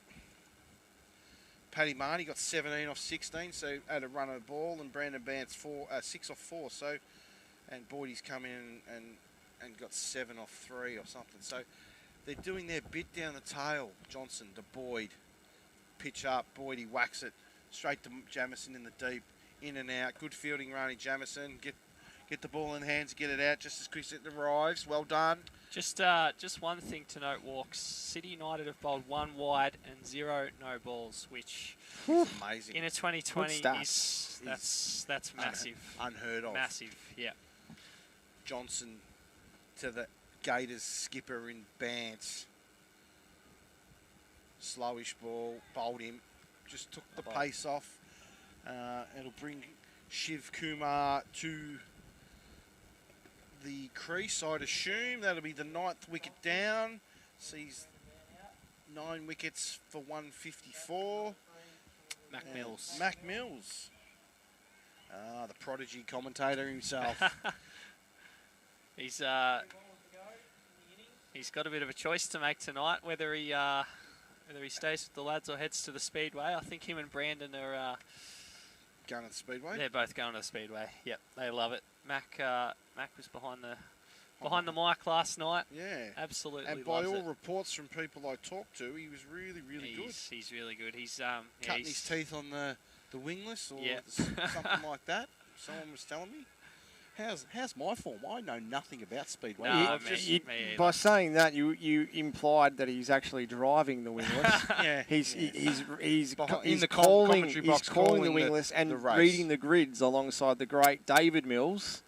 So father-son duo. Yes. Out there at the moment. Johnson to Mac Mills. No. Here's a fun fact for you both. Oh, here we go. David Mills's uncle was my first cricket coach. Wow. Other than my father. Is there anyone that you don't know? Yes, David Mills's dad and my dad played cricket together. And David Mills's dad used to be head recruiter for the Carlton Football Club. There you go. In the Western District. There you go. Johnson to Mills. Punches it out to cover. In and out, Boyd. Danger end. That's a run out. That was the last ball of the innings, so it didn't really matter. And good comeback by City United to contain Allansford to all out for 155, effectively off their 20 overs. So yeah, that's about as even a contest as you'll see. Obviously two Golden Ducks, a 62 for Mungine, Charlie James 28, a few little contributions. Ackley 3 for 23 off 4. Slater 4 overs, 2 for 29, and Brodie Barrow was 2 for 38 off 4, but it didn't quite feel like he bowled that badly. Yeah. No, and yeah, obviously, as we said before, one wide and no balls. That's the way you make. Yeah, that's massive. Especially in 2020 cricket, it's less balls I have to bowl. So. Yeah, that's right. Yep. We'll be back after a short break. Oh, not a short break. We might have a bit of a break, Liam, so we can. Then when we come back, we can get stuck into the second innings and see who's going to win the $15,000 and be the Sungold Cup winner for 25-26. The southwest region of Victoria and South Australia's premier club 2020 competition. We'll be back after these short messages.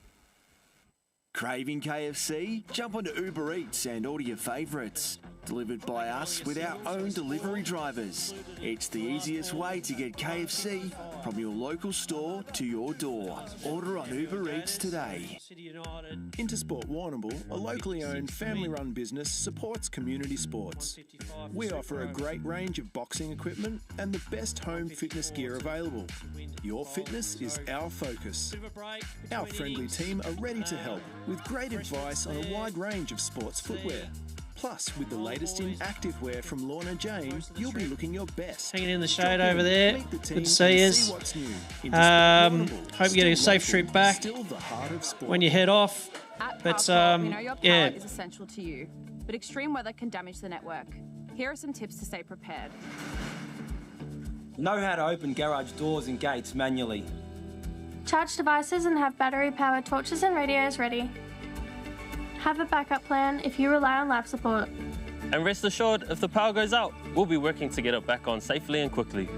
For more information, visit powercor.com.au. Powercor, essential as. As pet owners, we understand that pets are a cherished member of your family, fully integrated into your life. They are with us in our most important moments and share in our milestones. Resting Waters Warrnambool Pet Cremation is committed to delivering a compassionate and respectful service to assist your family through their grief. Resting Waters Pet Cremation, honouring your pet for their lifetime of love and devotion. At SHB Wealth Advisors, we believe in empowering our clients to own their future. We do this by partnering with the best financial advisors to deliver great advice. We are part of your local community and are active supporters of sporting clubs throughout Warrnambool and Port Fairy, providing a range of wealth advice to assist you with every aspect of your financial situation. SHB Wealth Advisors. Investing in our community, investing in you. If you're buying or selling a home, Gleeson Real Estate are here to help. The hard-working team at Gleeson are happy to support you right through the buying and selling process. Gleeson Real Estate, friendly faces, expert local knowledge. Hi, I'm Roma Britnell and I'm your local Member of State Parliament. Together we can make the South West Coast an even better place to live. But I need you to let me know what's important to you. Only then can I truly understand your aspirations and be the best representative for you. Feel free to drop into my office and share your thoughts with me. I'm also online at romabritnell.com.au or catch me on social media. I'm here to work for you. Let's make it happen and let's make a difference.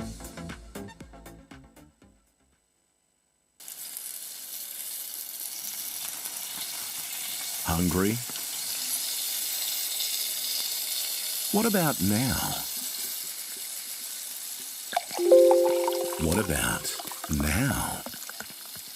Kerman's Hamburgers, fresh, mouth-watering food made before your eyes. It's not Warrnambool or Geelong without a Kerman's Hamburger, the place for taste since 1949. We'll use the Barrow-stock calf rearer pellets until they're weaned. They pick them up very fast and start eating them. Then we'll move on to the heifer developer. The transition between the two is quite seamless. We grow some really good heifers using that range. There's a fit for every phase of the animal. Right through the life of the animal from birth to the milking herd, it's a high quality fit, and the Barrow-stock range, we're fully confident in using it at whatever moment that the animal needs it.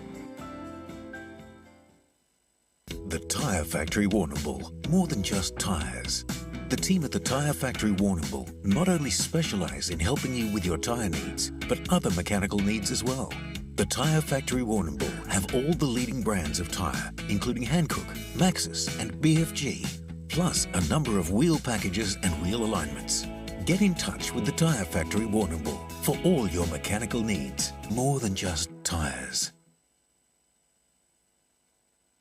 Peter, the chicken, lamb, pork and beef eater has all your fresh meats ready to go. And small goods handmade on the premises daily. Yeah! Find Peter, the chicken, lamb, pork and beef eater at Lucas Brothers Butchers with easy, convenient drive-through. Corner of Banyan and Lava Streets, Warrnambool.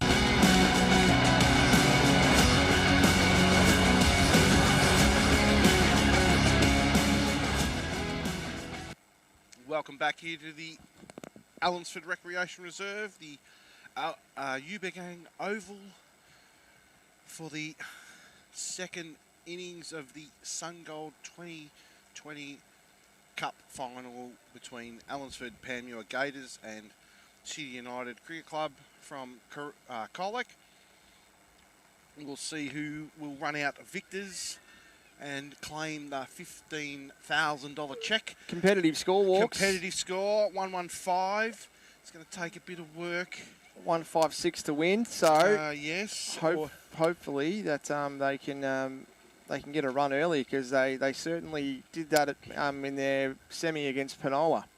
That's exactly right, but obviously they've got a bigger target to chase for sure this time around, so they're going to have to get in and get early. I was very impressed with Slater in the first innings with his knock. It's been a big day for him, both batting and bowling. Rani Jamison was a bit unlucky in the first game, got a LBW decision that went against him with an LBW that he made his bat, so it's going to be interesting. Very impressed with, as I said, Slater in the first innings. Noah Ackley bowled really well again. Brodie Burrow bowled well.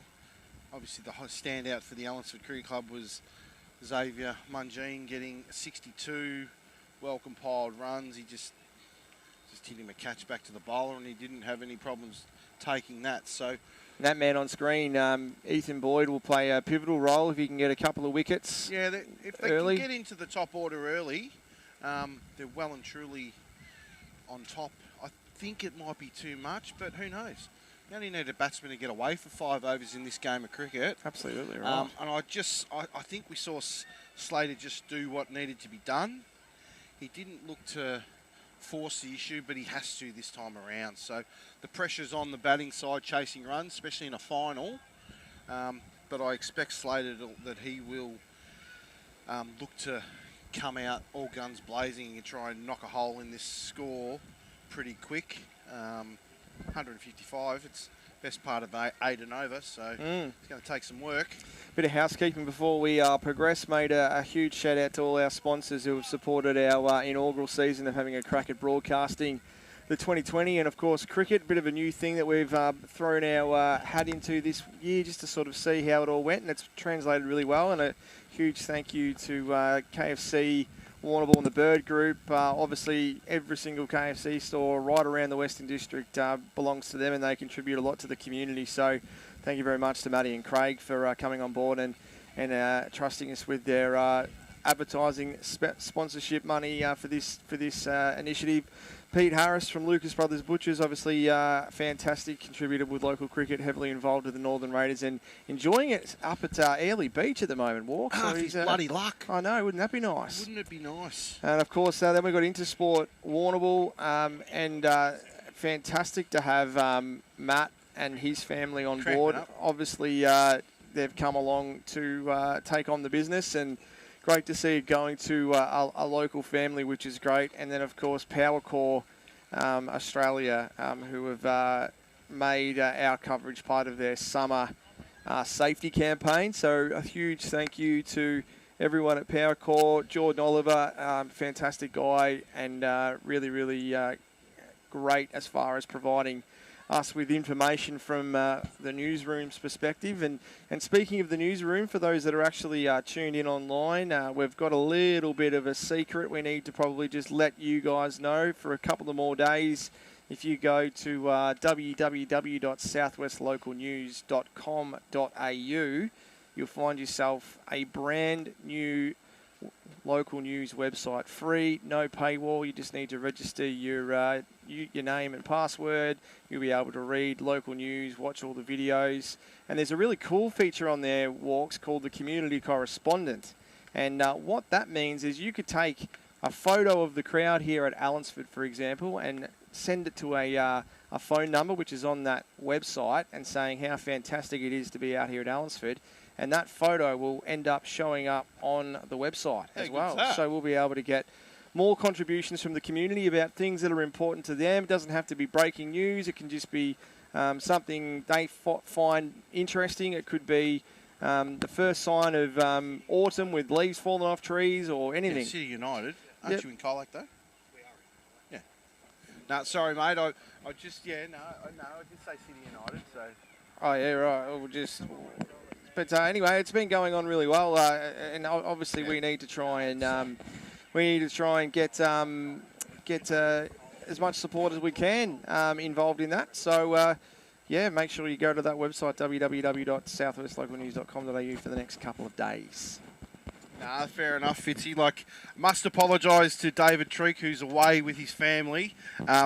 If I did say Colac, it was just a slip of the tongue. I do know that you are City United, and I've been saying from Colac, so my apologies, David. But how good's that, Fitzy? A brand new website. You've worked hard. I know you've been working hard behind the scenes to get that up and running, and the fact that it's almost ready to go is fantastic, mate. Yeah, it's going to be pretty cool. It's going to be sort of the next. It's going to be the next sort of thing for us, and obviously, we've been heavily involved in Facebook since we started the company back in 2018. So, and the Facebook page will still be up and running. Yeah, absolutely, Facebook page. Nothing will really change except everything will be linked to all our screen network. Yeah, and you'll see the Fitz Media screens in local businesses. Yeah, we've got about 25 now out there. Excellent. Now, and obviously the local news will go. The screen network was probably the first part of the southwestlocalnews.com.au rollout.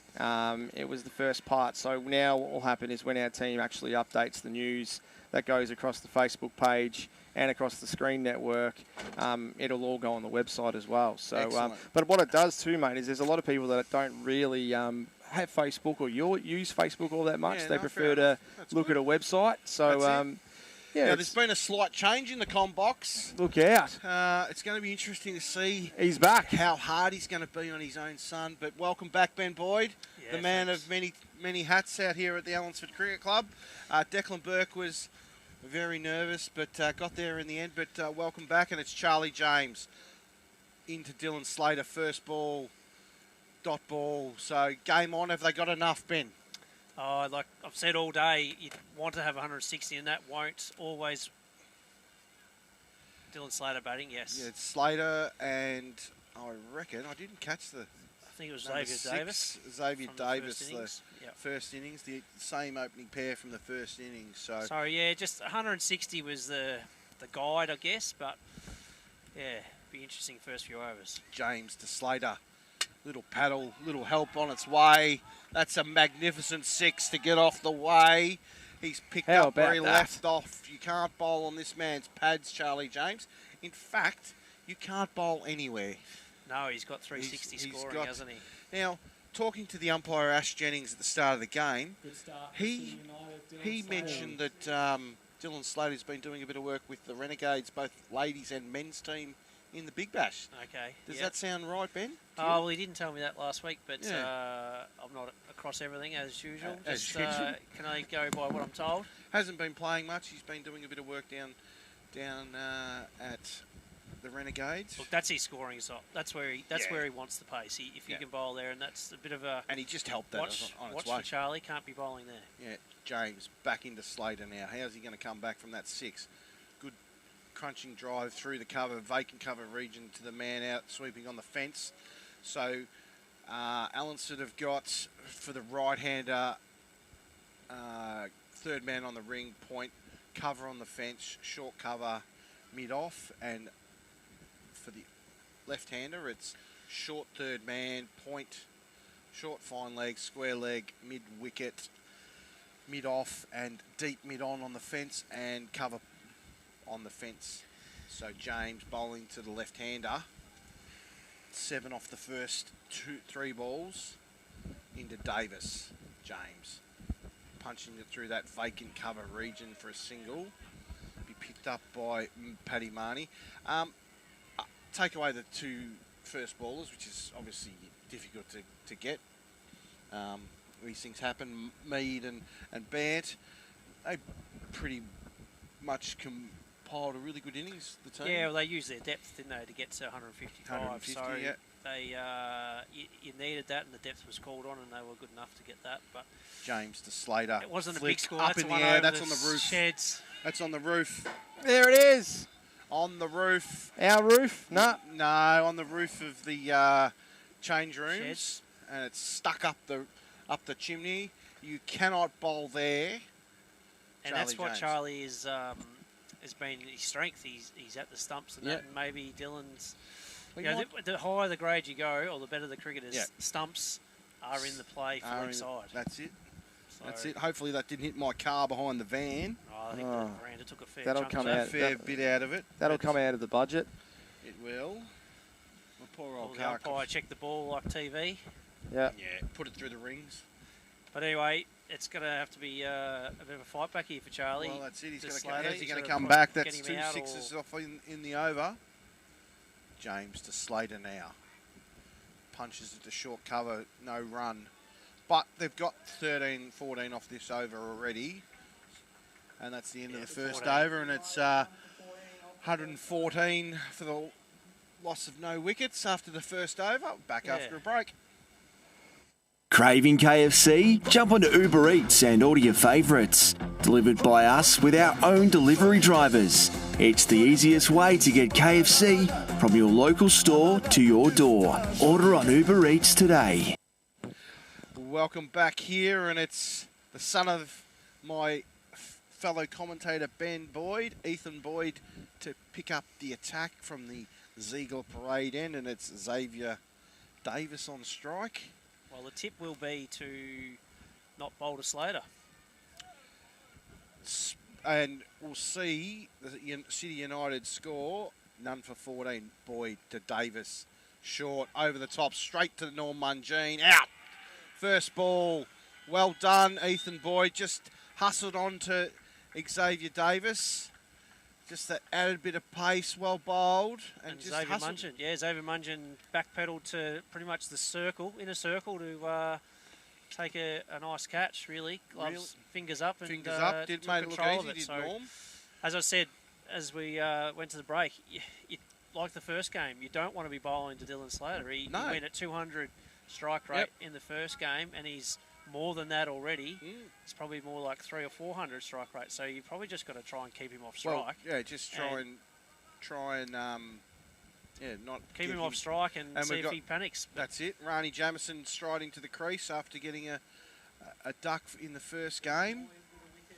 Just hustled on to Xavier Davis a bit quicker. Obviously, I faced I faced Ethan when he was younger. Yep. And he bowled with a heavy ball then. He's obviously just got bigger and stronger, and it's still quite heavy. Yeah, you know, I know he's my oldest lad, but like someone that's seen him 12 months ago to now, he's actually become that bigger, stronger build, like a man build now. Like he was still a kid even last year. So and being down in Melbourne, playing football in Melbourne, and obviously cricket and to be quite fair, the only reason he's out here today is he broke his leg playing footy. Yeah, he broke his leg playing footy, which was most likely a stress fractures that have turned into a break. But he's just slowly building up. Ah, good. A little bit of a hesitation in the run-up. Wasn't happy.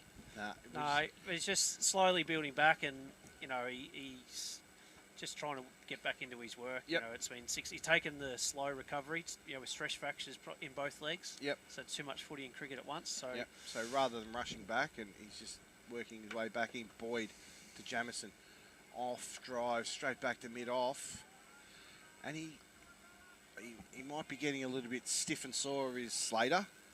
Yeah, well, he wanted to keep batting, so ideally they would have won the toss and batted. Yeah. But he showed no signs of being ill-affected. No. After that first over. And he's only had to run 2, so the rest have all been maximums. Yep. Boyd now into Jamison. Full inside edge to the man at mid-on. So it's really going to be set up early. I know it's an easy thing to say, but it really is. You know, you've got the 2 outs. Can you bowl to your plans? Can you bowl to your field? Can the batsmen keep scoring and keep wickets up their sleeve? So we'll see how it plays out. It's the Worms in front for City so far, the wicket evens it up a bit. Boyd now to Jamison. Short, missing. Mungene's awfully deep. He's almost on the ring. It's almost like a West Indies type keeping position. He's got a bit of a tail breeze, as we've seen Ackley and even the big fella from Penola. It's much more enjoyable with it behind you. Oh, yeah. I was only a medium pacer, but when I could get the down breeze, it was always very handy. Boyd now with the wind at his back to Jamison. Bowled him. That was just a rank shot by Rani Jamison. I think that's just dot ball pressure, Dot isn't ball it? pressure. Like it's hit off peg. And, Rani's had a lean day. He got a duck in the first innings, first match. He's a much better player than that, Rani. He's normally someone who just gets bat on ball and runs off the wicket. So. And he's big wicket coming. Yes, yep. McNamara, the partnership that won them the game in the first match, the second semi-final. And we'll be back after a short break. Intersport Warrnambool, a locally owned family-run business, supports community sports. We offer a great range of boxing equipment and the best home fitness gear available. Your fitness is our focus. Our friendly team are ready to help with great advice on a wide range of sports footwear. Plus, with the latest in activewear from Lorna Jane, you'll be looking your best.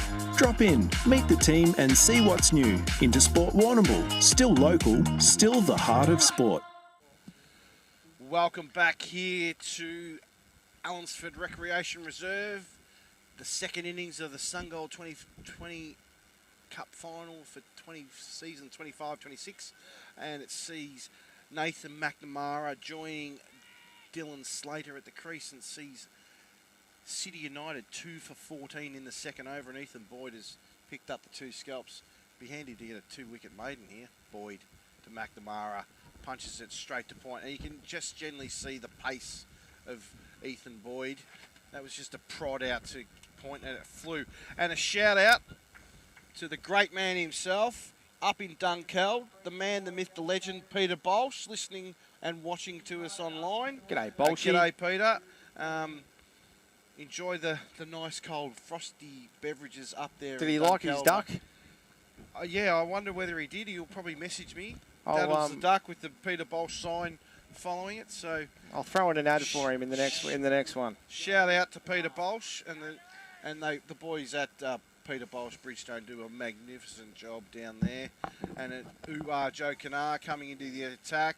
Big matchup this one. Big game, yeah. Joe loves the big matchup. Slater facing Kanar, punches it through cover, and it'll race away. It'll only be 2. Good fielding out there in the deep by James. And Joe Kanar will bowl over number 3. This is big spinner on. It is a big spinner, power play. Joe has the capabilities to contain here, and he just doesn't want to over-pitch here, because if he over-pitches, we're going to catch one here, Ben, I reckon. Kanar to Slater. Just changes up his pace. Well bowled, Joe Kanar.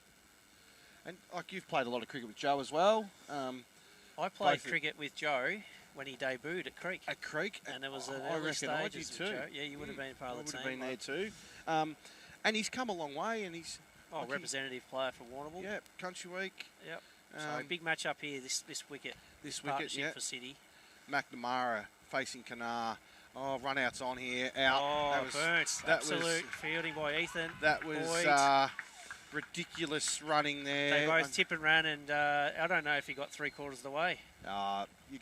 Man's got to know his limitations, and you got to know your fielders too. That brings on a decision that you see now with Doesn't cricket. look happy. Do you put your best fielders in the deep to cut them off, or do you put your best fielders in the ring to do exactly that? You just could put your best fieldsmen in their dangerous positions. Hot spots. And the hot spots are in short cover and short mid wicket, short point, point. Was he disappointed? Was it all clean? Yeah. To work, or was he thinking that they didn't even cross? That how I'm far not out sure. was he? I wonder what he's saying, Nathan Paul. I don't know what happened. Oh. There you go. He's saying Knocked that the the bails bails were off. knocked off before the ball was taken. Before the ball was there. Okay, well that's not out. Well, then he needed to remove the stump if that's He the has case. to remove the stump, so that'll be interesting to see on Was replay. Was only one bail still on? Well, it doesn't matter. I thought once the bails were broken. Is it both or one? Once the stumps have been broken. We'd have to get the review on that. Kanar to Slater. Lot of pressure on leg side. Well, if it's not caught behind, it should be a wide unless it's come off the pad. Maybe leg guard. So obviously Nathan McNamara wasn't happy with that last dismissal, and we've got Slater on strike, and joining him at the crease is Sam Cardinal. Over the top of cover. Great shot He's hit there that well by he's not running. Slater. This bloke could win this game off his own bat, Ben. Yeah, well, he did He's it the first game, didn't he? He's almost got to play this like he's batting with the tail. I wouldn't be saying that just yet with Cardinal. He's a serious player. But, really? Well, there you go. Yeah, look. Straight back over the bowler's head. That's a big shot. And that's the first boundary to the Ziegler Parade end, I reckon, today, Ben. Yeah, it hasn't been many go that way, has it? Great shot there by quite well. Dylan Slater. He's hit 2 6s and 2 4s and a couple of singles in his 20-odd. And the score is 3 for 21 or 2, isn't it, Benny? The boys over there are getting a bit slow. Oh, the boys have had a good day. The boys were doing really good for the first innings. Not sure the second. 3 for 21 I've got. 3 for 25.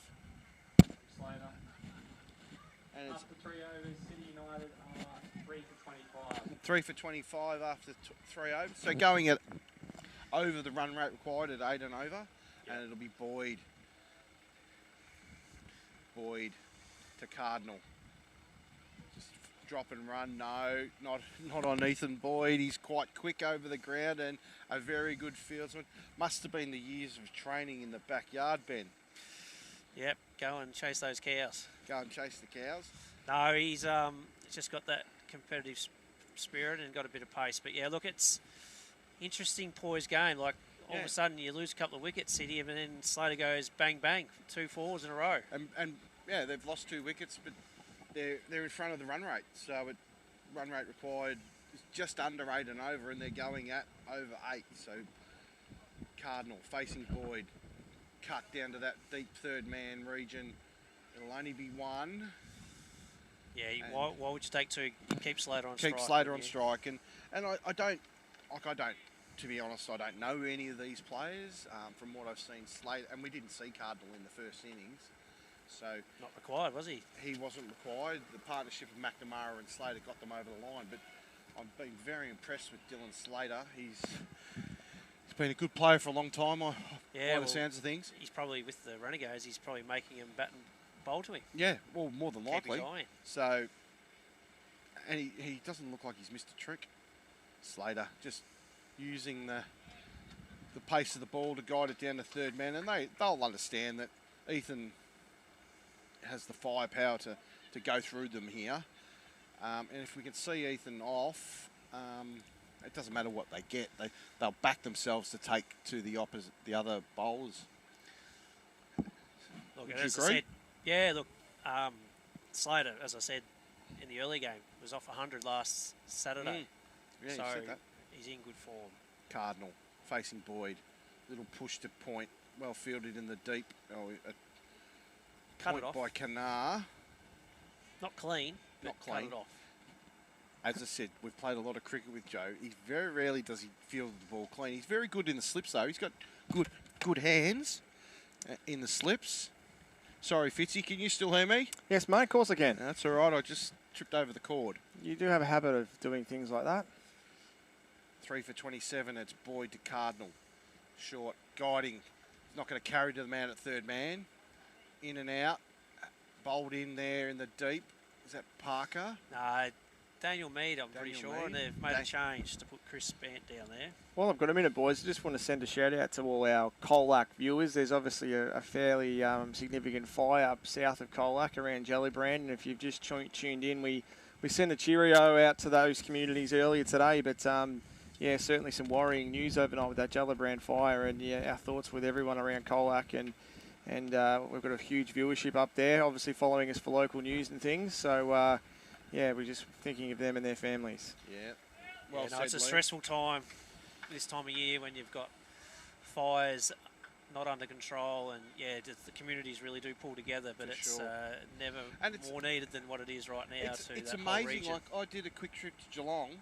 I went to Melbourne for Christmas, and how quickly it's dried out between Warrnambool and Geelong. It's amazing. Yeah, it's cured, and that's, you know, not to cause fear, but that's the summer we're in this year. There's a lot of grass around with the good weather for the spring. It's grown all this extra feed on roadsides, etc. So very vigilant time of year. That's it. And we hope everyone that's volunteering and working hard on that fire front are safe. And it's Kanar Slater contest again, Benny.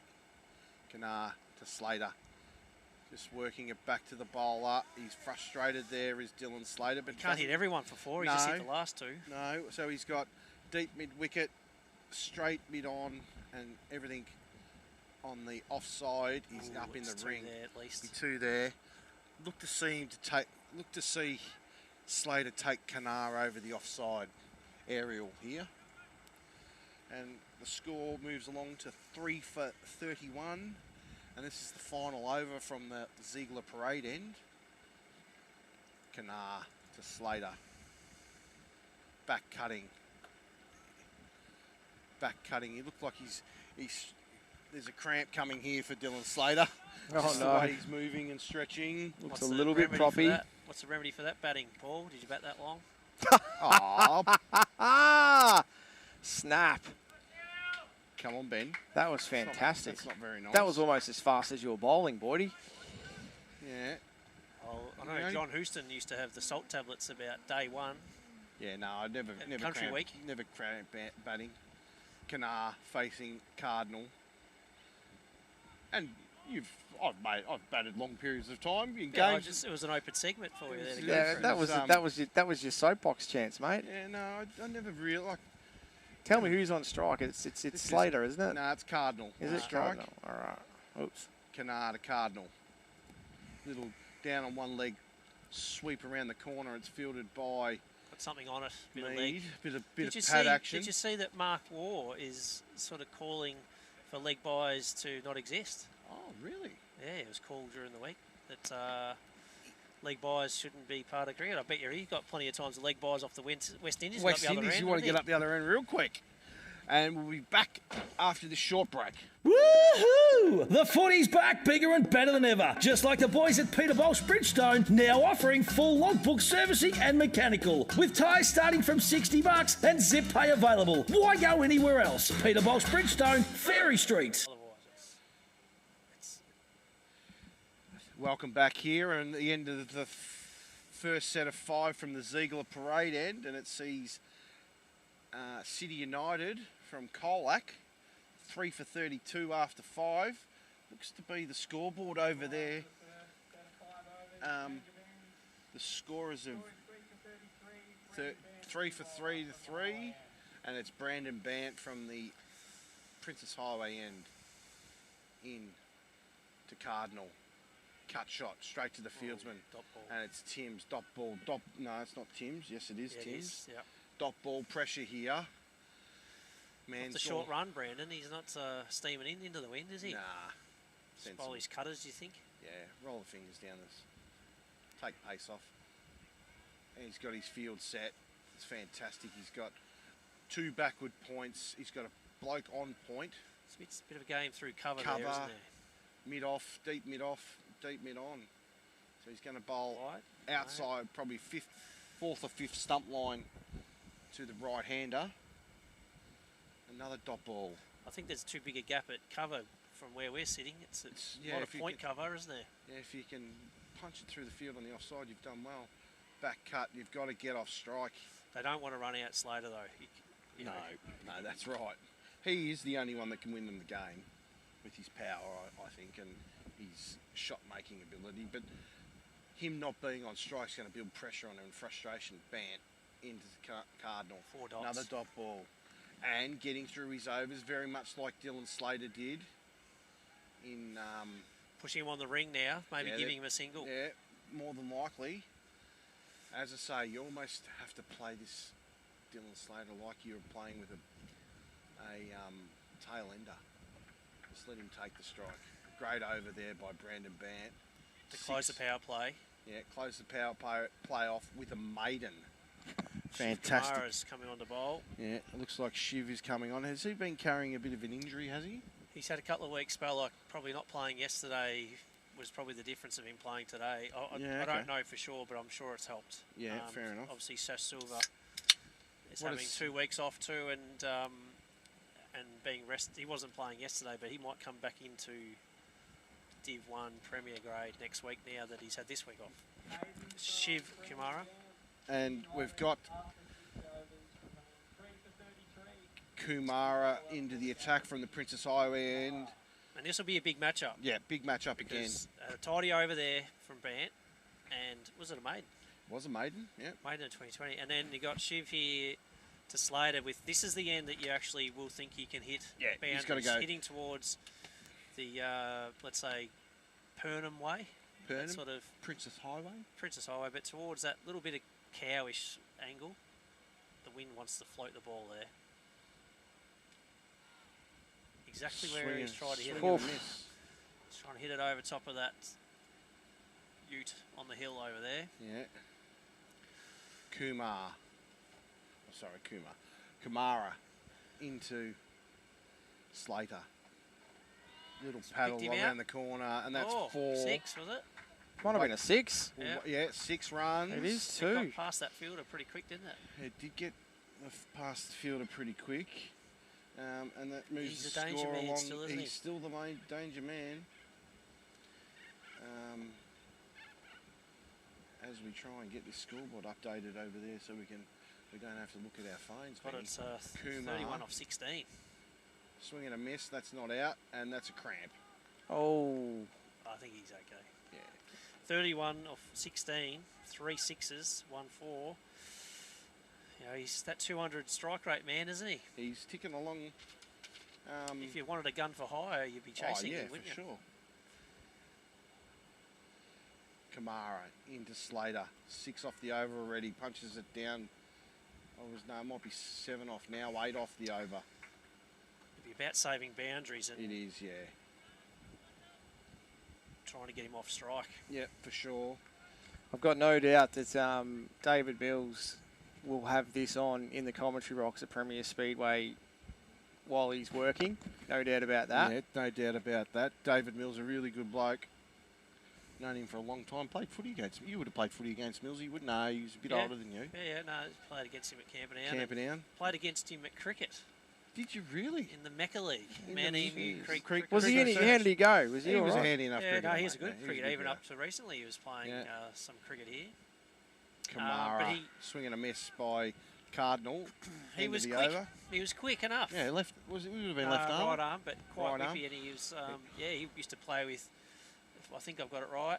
A fella Carr and Barney Hinkley at Bukar. At Bukar. If you ever want to go to a ground full of flies, that was it at Bukar. There's a lot of flies out there. The flies aren't too bad out here at Allansford, Ben. No, that breeze helps. It does. The gators make sure there's no flies out here, mate, with the way they prepare the ground. There's plenty of flies. There's plenty of flies, and it'll be Brandon Bant Is that Brand? Yeah, Brandon Bant to Slater. We've stepped up to captaincy for the 2020 team this and year. he's done a marvellous job too, and it's 3 for 40 after 7 overs. So Slater's sort of all in now, isn't he? He's sort of really opening up. Yeah, He didn't do it in the other game, didn't have to, but... Nah, it's all guns a-blazing here. Another shout out to Peter Moose Manol too. He sent us a text message. He's tuning in from down in Launceston. Excellent. How good's that? So we've got people tuning in everywhere, which is great. Yeah, well, 155 people online, so shout out to everyone tuning in. Bant to Cardinal goes whack. Is it in the gap? Boyd, no, he's just going to take his medicine. Well done, Ethan. Cuts off. So going back to that Shingle. 6 that Slater hit towards us on the roof, that would be a good 70 to 80 metres. 80 metres, and it was just a flick too. There was nothing really in it. The fence is pretty much on 60. Yeah. And he would have got another 10 on it. Bant to Slater. Windy whoosh, paddle around the corner. It'll only be 1. No, it gets through the man on the fence. He got there. Yeah. It was at Mac Mills. He got there, but it went under him somehow. It was a 4. Yes, it's... and that's Slater's... He's hit that flick keeping again them in the game here. Trying to get this scoreboard updated, but they're too busy talking over there under the shade. Bant to Slater goes whack again in the gap. It'll only be 1. Boydle's cut that off. Geez, he's a spitting him into the way he runs and fields, Ben. Oh, sorry, but which is a good thing. Well, it's half a chance. Don't. I was going to say, probably a relief. Yeah. He's lofted that down the mid-on. And aggressive in the field like his father too, Liam. He would always look to chase everything down. So another good over here by City United. Let's get them ticking along nicely. They've consolidated a partnership here, haven't they? Goes whack, can't see it. It's got past him. Straight, it's 4. 4 again. Need to take my sunnies off because I can't really see this pink ball now. It's a bit hazy. Excuses are coming out now for... The Cardinal's getting in on the act here. He is. We'll be back after this short break. Bundy's Bar and Bites is your local family-friendly bar and restaurant. We've got beer on tap and wide range of spirits and cocktails. The menu at Bundy's caters for all tastes, ranging from bar-style snacks all the way through to mouth-watering Sri Lankan curries cooked by Bundy himself. Feel like a chicken parma instead? Well, we've got you covered there too. Bundy's Bar and Bites. Open till late, 7 days a week. 67 Liebig Street, Warrnambool. Welcome back to the Ellison Recreation Reserve, and it's Kumar to Cardinal, who is, as you said, Ben, before we took a break, he's getting in the act. Yes, and the equation now is pretty much 100 off 12 overs. Yeah, so what's that? 12 sixes is 72, is that right? Yeah. So it's one a ball plus 30. That's one thing. Oh, there we go. Bowled him. Got him. Cardinal eked up 18 dots, 18 balls for his 19 balls now after being dismissed. So it's... It was a 35 or so run partnership, that one. So we've seen number 12 coming in, which is Darcy Mulroney. And it's 52 for the loss of the 4th wicket. Starting the 9th over. Run rates dropped to 6.5. Darcy Manane. Darcy Manane, yeah. Who what did I say? Darcy Manane, didn't I? No, you said Mulroney. Did I? Man, yeah. Sorry, So, Darcy. Darcy was the one who took that good catch. Took a couple of catches today and then moved quite well. So. Yeah. But the man they need is still in the crease though. Still at the crease. And he's showing no signs of slowing down. No. 42 off 22 rocks with 3 4s and 3 6s, so 30 in boundaries. But he's the man that holds the key if City United are to win this game. So good to see a few people tuned in on the YouTube channel too, Walks. Excellent. It's a little bit of a secret sort of... secret sauce. It's if people want to jump on and follow the YouTube channel, make sure you do it. All our stuff you see on Facebook's on there as well. So that's it. It's fantastic, the YouTube channel. And Manane is off the mark first ball. Yeah. Important. Get the main man on strike. Yeah, get the man on strike. Just got to, like... He went hard. He holds Shiv the last key. game. Yeah, he's last gotta, over. He wanted to hit him. He pretty wanted hard, to hit him. so Yeah. It's been a long day, Boydie. It has been. Sun. Gonna have to. Well, it's 120 overs. It is 120 in overs. one day here today. It's bigger than anybody else's cricket. It's the most cricket we've called, Walks. It is. Yeah. It is. Well done in the deep there. What's Test match meant to be 90 days? They get lucky to 90 overs. 90 overs. They get 70 odd.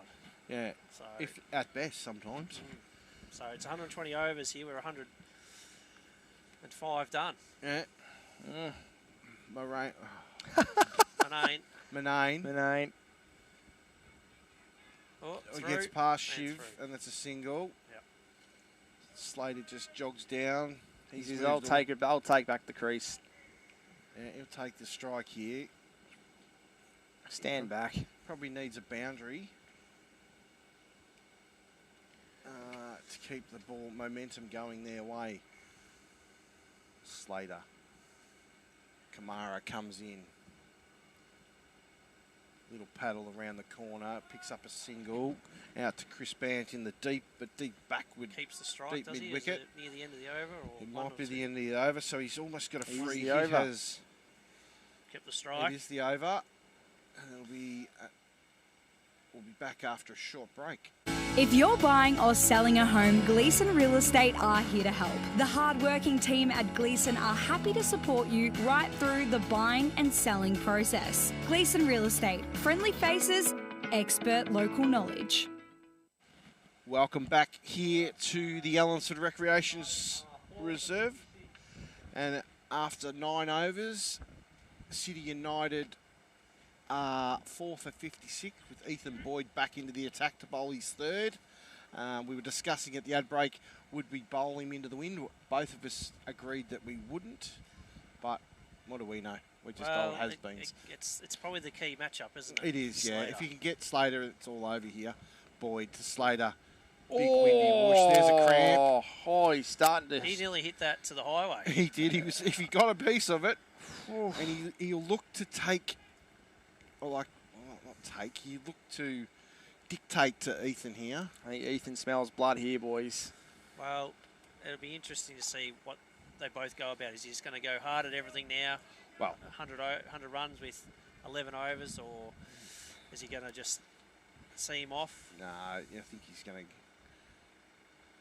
That's a wide down leg side. He's really starting to hurt, though. Yeah, well, he batted pretty much for I would too. Was he out in the second game? Ben? No. I don't think he was. So he's not out. He's undefeated so so far. he batted 15 overs 15 in the first overs. game. Yep. Yeah. Plus, so he's batted 24, and it's a high-intensity game. Yeah. And bowling. And bowling as well, mentally fielding and mentally in the game for most of the... Well, he's in the game for the full 40 overs. Boyd to Slater. Bat on ball. Good dot ball. No, it's a single down to deep mid-on. And from a Gators point of view, you really want him to run everything, because if he hits boundaries, they'll put a lot of pressure on them, won't they? For sure. Yeah, the more boundaries he gets... If he's there in the 18th over, we win. Yeah, exactly right. Yeah, no, there you go. Yeah, correct. He's going to hit enough balls to the fence. Yeah, as I said, the Gators, if they can make him run more often than not, he's... Yeah, if they'll they can keep get themselves in the game. Singles, Boyd to Moyne, too quick for him. No, Mungine. Seemed a bit backward steppy. Manane. But leg by. Mark Ward There's doesn't no L want in that it. one. There's no L in It's not his even. name. It's I've not got even it in front of me. It's not even close, mate. But I had it right in the first game. I don't know where I got it from. We used to have a Jimmy Mulherron playing here. He's played one game, but he's been busy. But I'll tell you what it is. It's 4 hours sleep walks. Yeah, 4 hours sleep. Why can't they be like Fitzgerald, Walker? Oh, come on, you'd call me Fitzgibbon or something else if it was me. Nah, I wouldn't do that. You probably would. Boyd to Slater. Whack. Bang! Over the top, into the side. Oh! That's another Dorothy Dix. Chris Bant sticks his arms up. And as one of the City United supporters said, 50. If he's there in the 18th over, they will win the game. That's 50 runs to Dylan Slater. Out of probably 62 or 3. So that's pretty good going by the veteran. That's the spot to target. batting this way. So yeah, the you've got to hit it to that area. It's where the wind's taking the ball. Boyd to Slater. Good, correct cover, off drive, on drive. How correct was that, Ben? Yeah, elbow was was pointing, again, wasn't it? It was a great shot. And as we see to your right, yeah, the Ziggy. Dennington superstar himself, Tori Ziegler, out supporting his son-in-law, Brandon Bant, is Tori, as he walks past and head down, not wanting to acknowledge us. Boyd in from the Princess Highway. Back cut. Good shot there by Moyne. I got it right. And he's coming back for the second. Pressure's building here. They know it's beginning to build. A good throw there was it needed, and it was well over the top. And that's the end of the 10th over. And we'll have a quick change of ends. We'll be back after a break. Time to get up, time to walk to the bus stop, open up the shop, time for you, time for me, love and everything you see. The sun is up, time to take on the world this time. Time to wake up, time to climb to the top. Welcome to the world where the sun is always gold and it's waiting just for you. Time to get into life where the sun is always gold. Sun gold. Welcome back here to the Sungold 2020 Cup Grand Final here at the Allansford Recreation Reserve between Allansford Panmure Gators and the City United from Colac. Benny, game is evenly poised. They've got to get on that 8.5 runs and over position. So they're 62 or 60. So 2 good shots from Slater and over. Yeah, that's it. That's what it boils down to. Yep. So Slater is the key. He's on strike to Kamara. We might be in the game here, Ben, at the square leg mid-wicket region. The catch, can it come? I wonder. Back cutting, missing. It's not out. Norm. Cheeky little bugger. Cheeky Norm. Cheeky Norm. Pest Norm. Keeps him on his toes. His back foot, there's plenty of cramps here. Got to get out of the van. Yeah, you cramping too, mate? No, just the back's a bit sore, that's all, mate. So down on me bum all day. Kamara into Slater.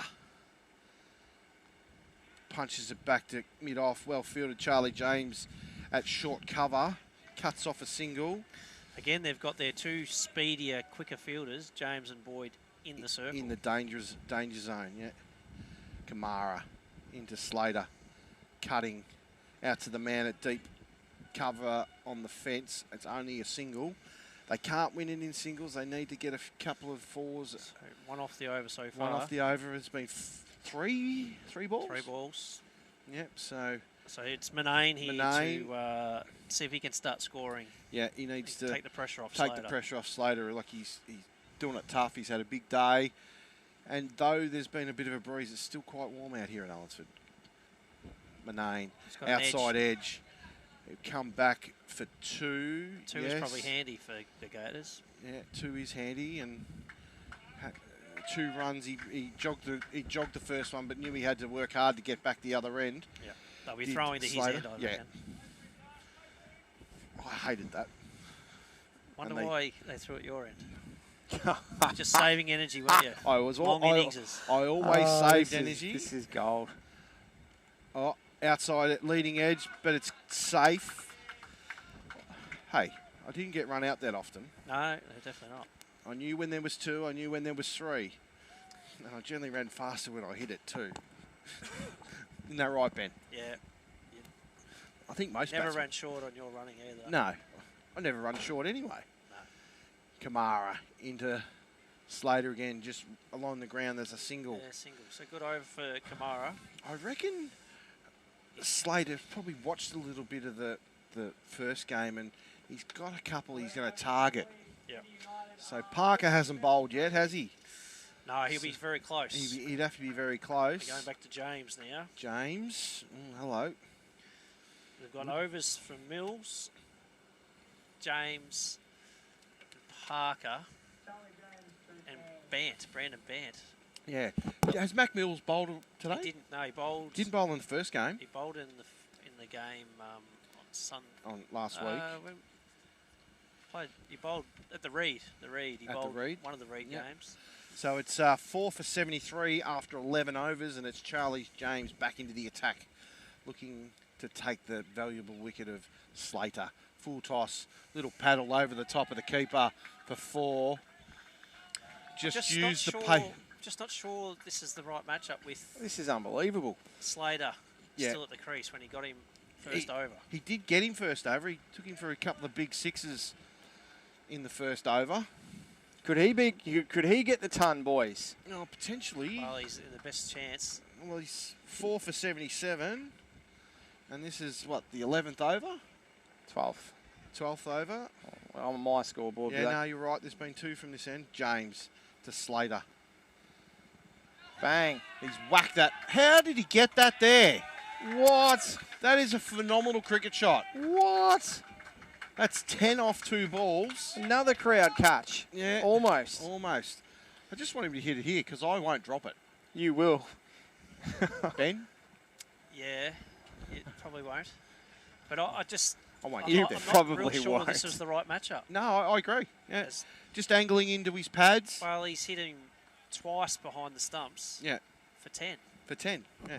And the fact that he's hit that to fine leg for 6, and it wasn't that bad a ball. No, and I was watching it from the behind the bowler footage, and he just stepped across and whipped it. Good eye has Dylan Slater. James to Slater now, stepping away. Oh. What? I called it. What? Just a little bit of air. You were almost out that door. I had the cans off. I was going to dive full horizontal length to catch that, Ben. What? Well, well, we talked about it. Yeah, this is Why not the bowling? matchup. Yeah, and he's bowling knee high. Well, I'm watching it from the behind the bowler footage, which is again behind the left arm bowler. So I think Charlie's just got to find a cutter or something. Yeah, he's got to take the pace get off. underneath him. James Slater.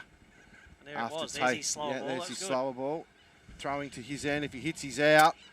He gave up the ghost. He's taken 17. He probably didn't need to take that single. But just generate no pace. Yeah, like just that one. make Well him- done by Charlie. Yeah, Like, well done. You know, he Yep, well 3 done. balls to find something different, and he So the found it.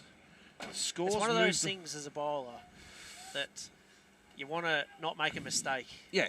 But at You still- times you've got to take the risk. You've got to take the risk. Yeah, you got to actually risk it for the biscuit. Yeah, James to Moyne, edge 4 again, I think. Oh, wow, this has been a tough over for the young Charlie James, but City United have made the most of it. That's a good over. There's put them back in. 2 6s and 2 4s plus a single. That's 21. Moves them along to 4 for 91. Almost at the end of the 13th over, and the run rate has come down. Now, old mate supporting City United did say if 18th over. Slater's there in the 18th over, they win the game. Moyne. They don't need to do anything silly. And you can hear the City. Yep, they're up and team about. on They're our vocal. side here, really going. And we'll be they're taking found a some quick voice. short break, Boydie, and we'll be back soon. Hungry? Go out there and What tell him how about to bowl. now? Yeah. Brandon should have come down and talked to him. Yeah. After the 4 What to 6. about now? You come down and have a chat. Kerman's Hamburgers. Fresh, mouth-watering food Take it made away. before your Yeah. eyes. It's not Warrnambool or Geelong without a Kerman's Hamburger. The place for taste since 1949. Welcome back here to the Allansford Recreation Reserve, and it's well and truly game on, Ben Boyd. Yeah, well, 94. 8 overs to go. They're only needing, what, 7s, are they? What is it, 61 to win? 61. Kamara into Slater. 62 by me. 62. So that's 56, 6, 7, 8. Good running by City United. Slater is moving along to 73 off 36. He's going had a really good clip. He might be 73 off 37. He might not be able to walk at the end of it, but he's with four fours and 6 sixes. So impressive run. He's been a star, has Dylan Slater today. Crunching drive through the offside region. It'll be another 2. No, he'll only take 1. They don't need a run out. No, there's enough balls for him to manipulate it through the field and get boundaries, and he is really feeling it. Is Dylan Slater. Poor lad. He's doing it tough. 200% strike rate. 200 strike rate, yeah. Moyne has done his job as well. Be nice if he could pick up a boundary here. There's plenty of space on the onside to work that single.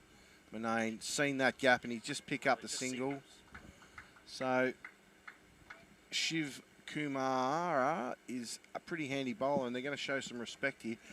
Do you think Slater will give him a bit of spinning, give the bowler the stumps and try and hit it through cover or the offside? I think he might just see him off because he knows he can take the others. Yeah, he's going to take the others downtown, isn't he? Kamara into Slater. He's got 5 overs with the wind still to Yeah, he does, yeah. And he hits the ball clean enough. That's one of those strategies again. Do you bowl your first 5 with it? Well, and they don't get to hit it with it. I think the last 5, but then if they're top order, which is Slater and the others, if they're out, the last 5 aren't as important. Yeah, it's one of those ones. I would start into the wind and finish. Sorry, I'd start them hitting with the wind and finish them hitting into the wind. That's just me. Well, then you've got more protection is the other side of it as well in the last 5. Yeah, true. Yeah, true. But it's easy to go downtown. If you've got a set batsman, you'd much rather them still hitting into the breeze. Kamara to Slater. And his experience shows that he won't do anything silly. He knows that he's got the game in the balance and in the palm of his hand. So this will see Kamara finish his overs. And then Boyd's got 1 left. So they've got to find 6 overs out of bowlers other than Kamara and Boyd. Yes, well, Cade Parker hasn't bowled a ball yet in this innings, and he's just come back on the ground. Yeah, he's stayed on. It's Mead coming on. No, number 4. No, come on the bowl, yes. Cade Parker coming on the bowl. Kamara coming off after his 4. Parker, I thought Parker ran, unless he was shielding out here. But this is the matchup. Right here, right now, this is the game. The Water Boy's got a bit of a message for talking to the umpire. That's interesting whether you can do that or not. Yeah. All right. Well, great to have so many new people following the page too today, boys. We've had a lot of new people jump on, and especially around the Colac area, which is great. Yeah, so, and a shout out to the people down in Colac. They are doing it tough down there. Absolutely. They're in our thoughts. Parker, a little paddle. Is it safe? Kanar will chase after it. It'll only be 1 because Slater's cooked. So handy start there. 1 off it. Sees the score move to 4 for 102. So it was 55 to win off 42. Yep. So it's 54 off 41. Yep. 50. So it's 1 a ball plus 13. Parker to Moyne. Punches it through cover. That'll race away to the boundary for 4. That's a super shot there by young Darcy Moyne. Yeah, he's really coming into the partnership, isn't he? And obviously the experienced head of Slater out there is going to be just talking to the young fellow. I assume he's young. He looks fairly young from here. And he's doing his job. That's 17 off 12. So if you can go run at 1 a ball, especially for a young kid, and it's brought a change in the field. We've got deep backward square leg, mid-wicket, mid-on, and a bloke out in the offside, and that'll squeeze down to the fence. Has it got the journey? Canas doesn't make it, so 4. That's 8 off 2 balls. Pressure is building on the Allansford Panmure Gators here. This partnership. It's definitely swung to the city it's well side and now. truly swung to the city. They are with 2 balls. 8 runs. 8 runs, and that's, that was 55. It's back to Oh, it's 47 off 40. Yeah. They said Something like that. It says 46 runs from 33 balls, based on the scoreboard. Yeah. Am I out? Parker punches one through to Moyne, and it punches it out to cover. Now this partnership, these two came together and they were 4 for 52 when... I think there's an extra over there. Is there? For balls, yes, because this is only 13 gone, so there's... All right, I'll get rid of one then. Parker to Slater. In. Crunching cover drive. Taking the man on. No. Band hangs onto the ball. So, so it's now... How many balls are gone this over? 4 gone. So we're nearly down to 6 overs. That's still going to be 36 balls. Yeah. And they're only going to need... Under 36. 40. Down to 40. Misfield. And a bad throw. Whoa. Oh, well done in the deep by Kyle Timms and Ethan Boyd. Mungine holding on to it. Yeah. Was lucky. 4 for 111. Nelson. I think it's a bit more than that. 113. 113. Is the score off 14 overs gone. It's Joe Kanar back into the attack. And the pendulum is swinging quickly to City United. Your equation's right there now, 43 from 30 to win. Yeah. I'm doing the maths in my head and hoping that I can just cheat this clunky system. We've got it back on track. We're back on track. So 43 runs, there's enough there for 22 from Slater to get 100. There he is. He's 88, Slater. Doing a marvellous job for his club. He's clearly 78. 78. I think you got 10 runs too many for Slater. Yeah, I might have just given him a couple of extras. So sloppy. No, still well backed up there. So 78 off 42 for Slater. So Moyne's now turned to 23 off 15. 23 off 15, yeah. Moyne facing Kanar. Pushing one straight to that short man at short mid-wicket. Got his field set. He's probably a bit anxious to get at the ball is Moyne. Well fielded Daniel Mead. If he just sits and waits, he can just work it just in front of this. Well done. Oh, they keep making him stretch for the They line, keep making him stretch, and Kanar's bowled 3 dots in this crucial 15th over as Slater is struggling big time.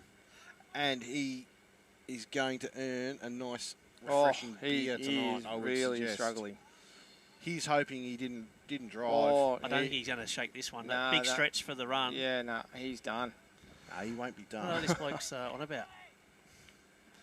What's this bloke on the fence saying? Can't have a runner, mate. Great shot. It's 4 runs. By Moyne. 4 runs. He's just going to have to walk it off, I think.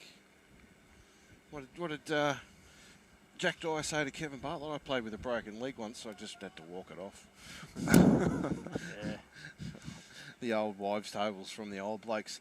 So just clarifying with those tuning in, Slater's on 78. 78, yes. Not There's 88. been a little bit of a... An edit. I think it was because I was trying to get our run rate back to where it needed to be. Anyhow. So 4 for 117 in the 15th over. Very handy boundary for City. Moyne doing a fantastic job. Kanar takes a bit of pace off of Boyd. Nice clean pick up there by Ethan Boyd. The batsman was a bit disappointed with that. He didn't get that one away. Yeah, he only had to get it a little bit. Oh, no, I'm still backing Ethan to stop it. Yeah, but to be honest. He thought he had time to get round finer. Yeah, 78 off 42 Slater on for strike Slater. Here, so there's a danger ball here. So, boys, just keep an eye on his scores because it'll keep going up as I keep adding scores. So just remember what he's cut on. straight to the man at point. No, doesn't get there. Single. Keeps makes the strikes later. Yeah. 78. Very interesting 79 stage of the now. game. It's, and there's plenty of fluids need to be run out to the bowling group out here. Colac didn't play yesterday, did they, in the heat? No, I wouldn't have thought so. Cramps. Yeah, I wouldn't have thought so. And we'll be back after this short break. Lava Street Veterinary Clinic, caring for Warrnambool's pets in our state-of-the-art family-run facility. This December, get 20% off all cat desexing and finish the year with healthy, happy pets. Visit 1051 Raglan Parade. 7 runs.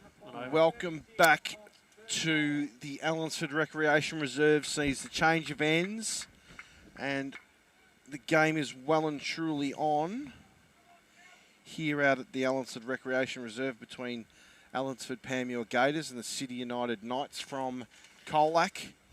And Dylan Slater, 78 off 42, and Darcy Manane, 27 off 19. Handy little partnership. These two came together when the score was on 52 at the loss of the 4th wicket.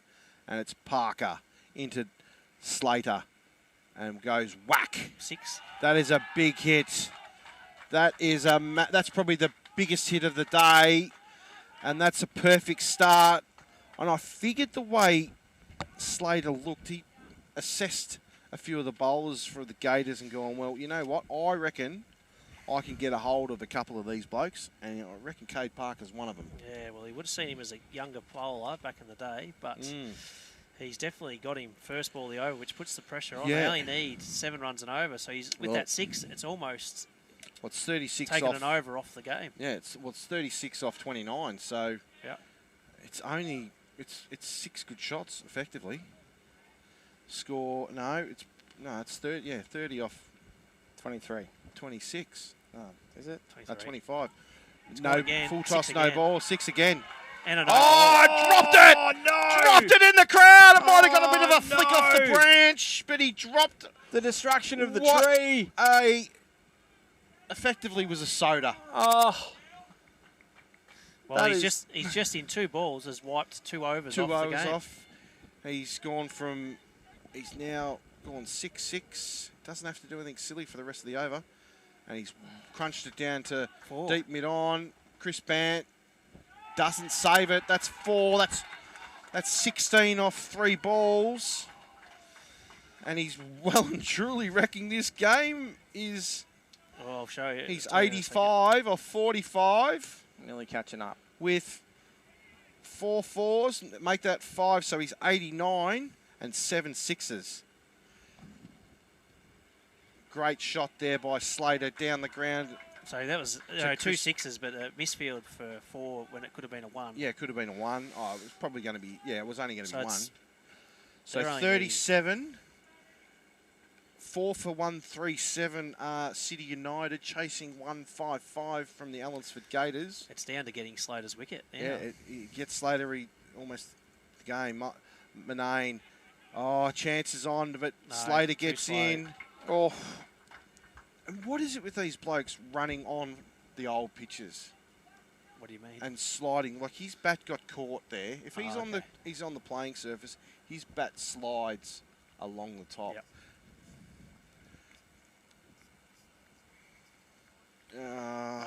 He's a bit more. Appa's got more than that. 96. 96. Out to that for 97. 97, yep. 97 off 47. Score is 1. Well, he's got 100. 30. And almost a win in the bag here. Well, it's got to be some silly batting or some very good bowling. Some very good bowling. Manane. Don't need to do anything silly now. That's the end of the over. Parker. Who's it going to be? It's going to have to be Boyd, isn't it? Well, this is the final roll of the dice for the Allansford Panmure Gators. And we'll be back after this short message from our sponsors. We use the Ridley team, make a phone call, high quality advice. We tend to have 6 weekly visits from the team where we do a full farm walk and herd health check. They check in on production and the feeding rate. It's something I don't have to worry too much about because I'm always comfortable that they will have it under control. The feed that comes out of Ridley's fully confident every day of the year that it's high quality grain or pellets. Welcome back here to the Allansford Recreation Reserve, and this is the game right here, right now. Boyd to Slater, short. And he's out. Has the umpire given him? Yes, he has. They made the change, brought young Ethan Boyd Bowled back the bumper. on. 97 was Dylan Slater. Got the ball that he had been waiting on. Hasn't had to bowl face a short one all Hasn't- day. Yeah, and but a it bit wasn't- quicker. He went for the pull shot. And 13 comes to the crease. Yeah, number 13 is Jacob Stannard. Jacob Stannard. The game, they need 16. What an innings. What an innings. What a fantastic inning. 97 off 49 deliveries. Saw him score 5 fours and 8 sixes. And bowled his 4 overs. Fantastic innings by Dylan Slater there. He's put his team in a very commanding position, but now the pressure comes back on the lower order. He looks frustrated. To be quite honest, he looks buggered. Yeah. I was going to say, frustrated is probably one word for it. Frustrated. Well, frustrated that he got out because he got his team so close. And almost a century. 16 and almost off a century. 23. 16 off 23. So they're a in front of the tie. ball count. So lots of Gatorade, lots of... this is if he pulled his pants up and put his pads on, he may not have been too hot, Ben. No. Oh, here we go. Maybe get the back of the calves cool down. Yeah, give it a bit of a cool down. Boyd now into Stannard. Edge out to squirts it out to backward square leg. Only the run, so a lot of 15-22. Yeah, a lot of pressure now comes on the shoulders of young Darcy Manane. So just Fitz, you got 15 off 22 balls on your. Yeah, you're an over in front, mate. It's only. If it's 11 off 16, you've predicted it. Yeah, But- this is the 16th though. so this is a big wicket, Manane. Manane. He's done a great job with He Slater. has. That would have been a big partnership. Let's have a look. 52 Yeah, they came together just and then about nearly 80 100 run runs. partnership. Boyd to Manane. Stands up on Another it. That's one. an edge. Another wicket. It's another There it is. wicket. Boyd, Mungine. What is the old saying? One brings two. Well, that's two And new faces. 2 new faces. But could bring on tip and run from here. Yeah. And the thing is, they don't. But we called it. We come back from the outbreak, and we said, "This is the game right here, right now." The contest between Boyd and Slater, and obviously Noah Ethan. Ackley, who can whack him, I think. Well, you'd like to think a big so. fella. Big fella, big burly bloke. But this is an interesting little period all of a sudden, isn't it? Like Well, you think 3 balls ago, it was when they had United's way. 12 or 11 off the over or more, 15 off the over, soaked up 2 overs pretty quickly with that Dylan Slater 6-6-4. And here they are. Pretty well compiled innings here. I think you're 4 in front, Fitzy. It's 5 for, or 6 for 140. So 15 runs to win. 155 is their score. Yep. No, well, they're So they saying need 15 to tie. 15 to win. No, No, they made 100. Declan's wrong with his. Okay, 16 to win. It's 16 to win, 15 to tie, and we've still got 20 balls. Boyd. Well done, Noah Ackland. Probably just see him off is the plan, isn't it? Don't give him another wicket. Don't get out to Boyd. And he And had the next to come bowling back. choice has got to be a gotta smart one. It's got to be Brandon Bann. He's got to bowl. He's got to bowl 2 to the to the last, last, which is probably what he's waiting which for. is what he's So waiting just for. clarifying to those at home, we're 4 runs ahead on our scoreboard. So just Boyd to Ackland. Ackley. Full bunger. No ball. Off the hip. Has to be a no ball. No ball. Run. And 2. 1 run 2 runs. and it's a re-bowl. So 2 runs to the score. That's 13 to tie. Is that right? 13 to tie, 14 to win. Yes. We don't. Do we want a Still super 20 over, Ben? balls. We want a super over, don't we? It's happened before, but not in the final. Yeah, okay. Semi-final. Stannard facing Boyd. Last ball of his spell. Too quick for the young fella, and the Must have been close. There must be another ball. We must have missed one. Doesn't need to do anything silly. They're in front of the game here. They're in front of the ball count, and they will get bat on ball, and they're potentially to get 2 runs.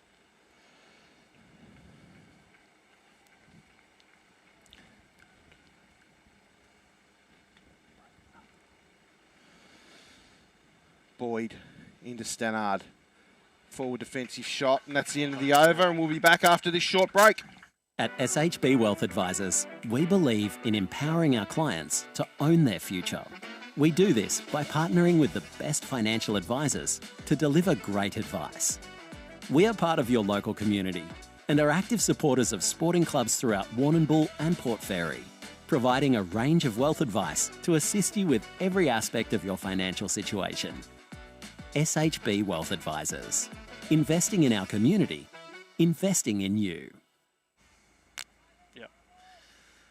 Welcome back here to Allansford Recreation Reserve, UB Gang Oval. We are in the final stages. 3 overs to go, 18 balls, 13 runs to tie, 14 for City to win. And it's banned. 12 for the Gators to keep City to win. Banned. Ackling, nice full. And Bant went for 6 and over in his first two. So he needs to be better than that to get him into a tight contest. 6 wickets down, so 4 wickets, four balls for the Gators to win. 13 for a tie off 17. So 1 boundary makes it really or a wicket could make it either way. Ackley straight back to the bowler. They've brought the fielders up, which I'm not sure. Do you back your bowler to hit the gloves and you protect the boundary? I would be protecting the boundary and let a single if you have to. Yeah. Can't let a boundary get through. They've got no. City just got to hit a gap and they'll get a boundary. Yeah. Inside edge down to fine leg. Ackley in and out, taking the man on. Not out. Umpire Jennings shakes the head. It's all happening here out at handy the Allansford Recreation Reserve, Benny Boyd. Yes, a handy 2. Good deep, good hard running. Run the first one hard. That's it. That's and it. And rewarded getting home just. 2 a better throw would have had him out. Score. Moves them along to 6 for 144. So 11 to tie. 12 to win. And they've got plenty of balls and still got 4 wickets in hand. They have. Bant, Ackley, big swing, whoosh, back to the bowler. Well bowled, Brandon I'd be closing you over with a save your boundary. If they can run a 2, great, but you can't let a boundary happen now. Yeah, you can't. He's done the hard work here as Bant. He doesn't need to. He's going to bowl full, so I'd have mid off back. He might just roll the fingers over the top of one here, Ben. Bant, big windy whoosh, stopped in his follow through. Bant, well done. Great over by the captain with 1 ball remaining. Leading from the front is Brandon Bant. This is a big dot ball or a big boundary. Yeah, it's crucial. After superb innings by Dylan Slater, he's blowing hard here. Down leg side, no run. A maiden. Maiden. It's now who's going to bowl? Run a ball. Has to be Cade Parker, doesn't it? Well, the other 2 got him, but he's the one who's been bowling, so you probably got to go to him. And he's been the. Who have they got left? Charlie James. The old Speedway must be firing up because it's hard to get phone range. It's hard to get too many phone people service. in Allansford. What the population of Allansford multiplies by 20%, 20 times 20. 20,000. Yeah, that's what I mean. Population, you times the population of Allansford. So it's game on here, Boydie. Yeah, this Who is you tight, backing? isn't it? Take your Gators hat off. Well, I think Call with the it field as a that they season said, cricketer. if they can hit 1 boundary, it's game City. Game City, that's right. If it's another wicket, it gets someone else's job, isn't it? Yeah. Or sometimes, if these guys aren't scoring, do you want these guys, one of them to go out? Yeah, well, that's right. But just think key bowling match. So really, Brandon exceptional. Only went for 2 off that over. Yeah, it's Parker, which was a French cut, and he's going to have to bowl the last one. So Cade's going to have to save as many runs as he can here. Parker stepping across, hitting on the back pad. Probably hitting it's all or nothing, isn't it? It was a big shot. There's plenty of space here. They want to hit to the onside. I'm becking back, opening up my stumps, and if you get any sort of bat on it going to the offside, it's probably going to fall. And this is no, it's not Moyne. This is Stannard. Stannard, and you got the big fellas. Ackley's at this end, number 11. Stannard now facing Parker. Full windy whoosh. He's got to give himself some space. He's not going to do it in singles, no, is he? No, he wants to be the big. Is it now down to 10 off 10? 10 off. No, it's Is it? it's under less. that. It's 11. It's 12 off 10. 12 off 10. Yeah, so it's 1 a ball plus 10. So he needs to get off strike. Does this young man, Parker? Stannard, whack. There's that 4. There's that boundary. I've told him. There's the boundary. Jeez. And as I've been harping on, the field was set for an onside shot. If you can get it through the offside, it was 4. Well Set done the there. field back. You've got to stop the boundary. You've got to stop the boundary, and you've got to. He looks to go to cow or straight. So they've moved the field back. Too late though. Great shot there by. A ball too late for Allansford Panmure. Was, yep. Jacob Stannard. They might not have got that one on that angle, but 6 for 48. 8 required for victory. Stannard. No run. Yes, no. Hold Wait, it. maybe hold it. They're backing up at the bowler's end. Oof.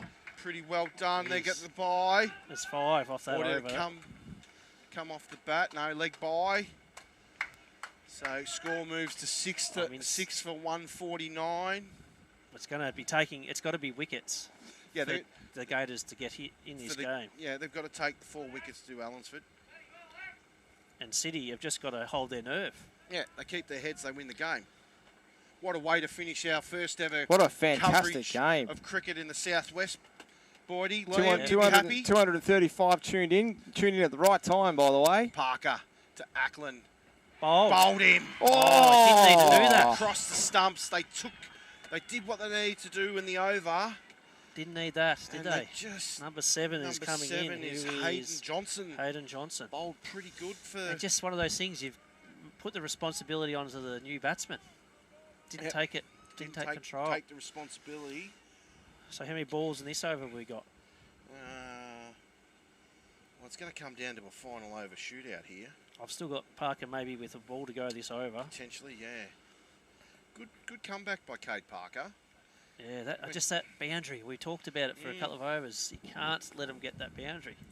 So but City were good enough to hit that gap. Yep, exactly right. 7 from 7, boys. 7 from 7 to win the game. It's going to be a lusty couple of shots or just tip and run. What tactic are you taking? I'm looking at hitting it through the offside.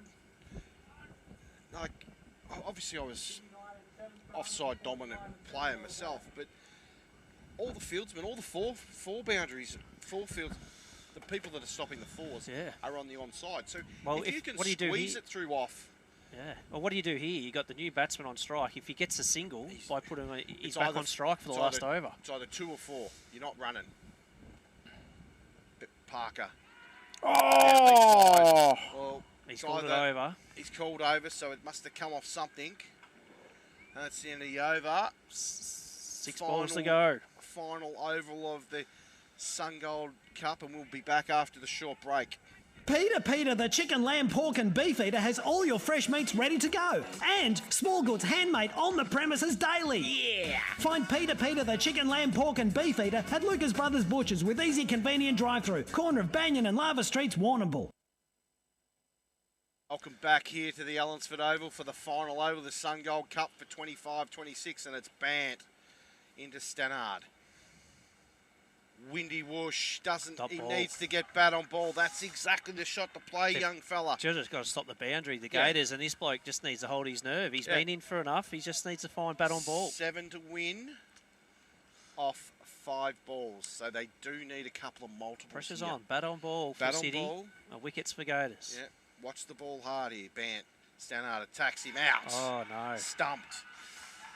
It's like they didn't want, out of his crease. Want the responsibility, and someone else has now got to go and do it. Yeah. Bat on ball and hit the ball to the offside, young fellas. That's pretty simple. Yes, it's made it tighter.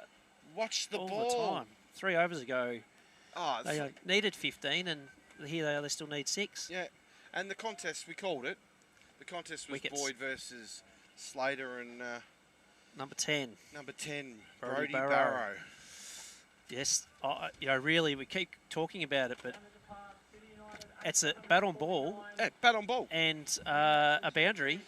Yeah, and if you can... And Allansford need to stop the boundary. Yeah, that's it. You've got to hit it to the offside.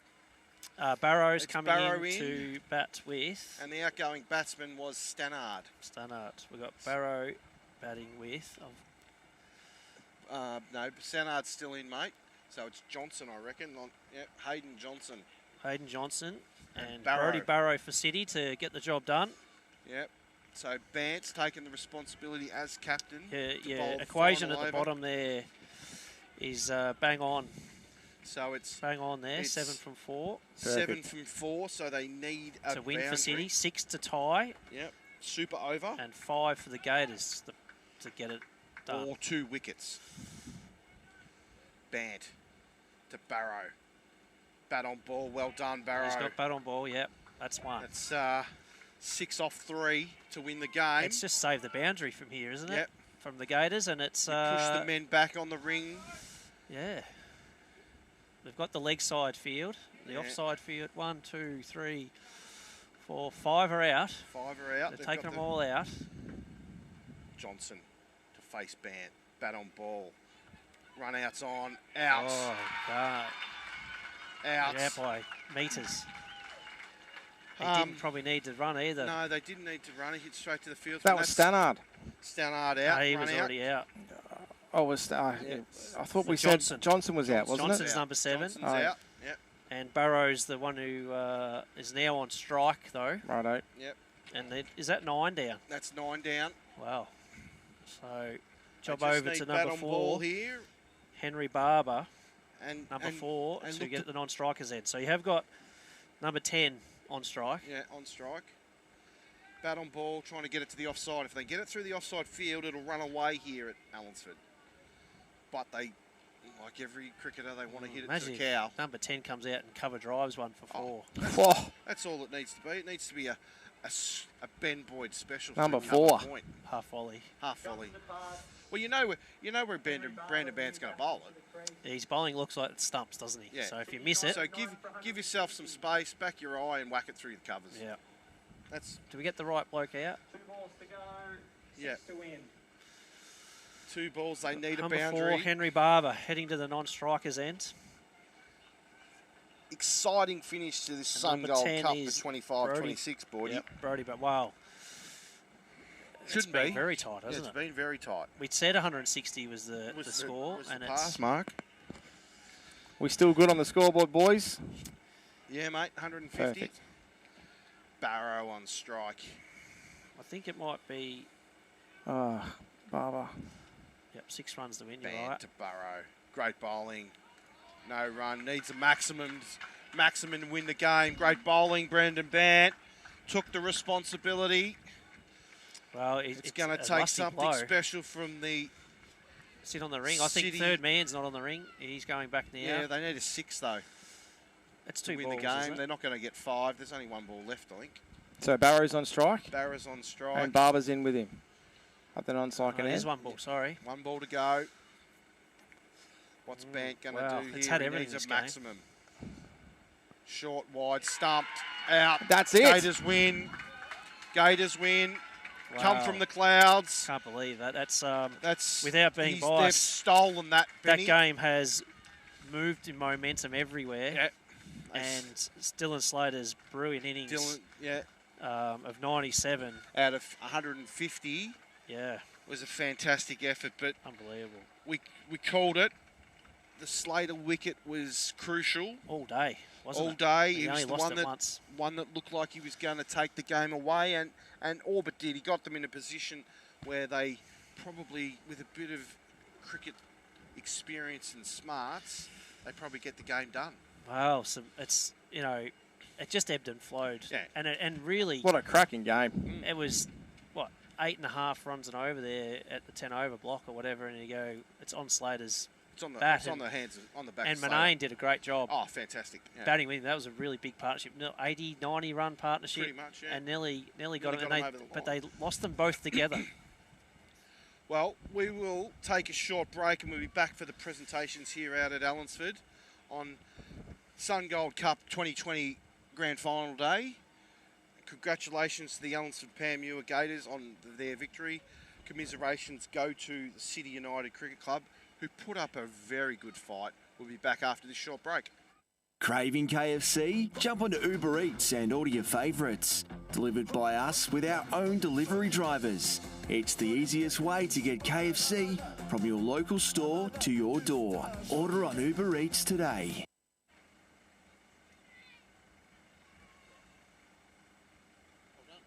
Oh, the young fella, fourfer. Are you done with me or not? Nah, we've got to do a wrap up. With the thing? And it's not going to be sharp. I've had enough. I'm tired. I don't mean that though. No, it's fine. You'll have to go out with Trav, and then we'll just take the presentations to program at the moment. Yeah.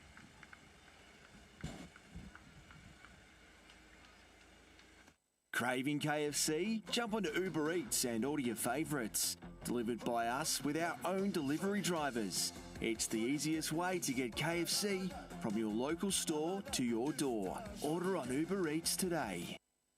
Intersport Warrnambool, a locally owned, family-run business, supports community sports. We offer a great range of boxing equipment and the best home fitness gear available. Your fitness is our focus. Our friendly team are ready to help with great advice on a wide range of sports footwear. Plus, with the latest in activewear from Lorna Jane, you'll be looking your best. Drop in, meet the team and see what's new. Intersport Warrnambool, still local, still the heart of sport. At Powercor, we know your power is essential to you, but extreme weather can damage the network. Here are some tips to stay prepared. Know how to open garage doors and gates manually. Charge devices and have battery-powered torches and radios ready. Have a backup plan if you rely on life support. And rest assured, if the power goes out, we'll be working to get it back on safely and quickly. For more information, visit powercor.com.au. Powercor, essential as. As pet owners, we understand that pets are a cherished member of your family, fully integrated into your life. They are with us in our most important moments and share in our milestones. Resting Waters Warrnambool Pet Cremation is committed to delivering a compassionate and respectful service to assist your family through their grief. Resting Waters Pet Cremation, honouring your pet for their lifetime of love and devotion. At SHB Wealth Advisors, we believe in empowering our clients to own their future. We do this by partnering with the best financial advisors to deliver great advice. We are part of your local community and are active supporters of sporting clubs throughout Warrnambool and Port Fairy, providing a range of wealth advice to assist you with every aspect of your financial situation. SHB Wealth Advisors. Investing in our community, investing in you. If you're buying or selling a home, Gleeson Real Estate are here to help. The hard-working team at Gleeson are happy to support you right through the buying and selling process. Gleeson Real Estate, friendly faces, expert local knowledge. Hi, I'm Roma Britnell and I'm your local Member of State Parliament. Together we can make the South West Coast an even better place to live. But I need you to let me know what's important to you. Only then can I truly understand your aspirations and be the best representative for you. Feel free to drop into my office and share your thoughts with me. I'm also online at romabritnell.com.au or catch me on social media. I'm here to work for you. Let's make it happen and let's make a difference.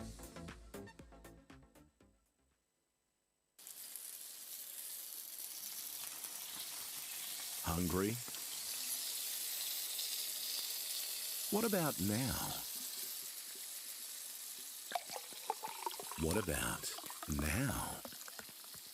Kerman's Hamburgers, fresh, mouth-watering food made before your eyes. It's not Warrnambool or Geelong without a Kerman's Hamburger, the place for taste since 1949.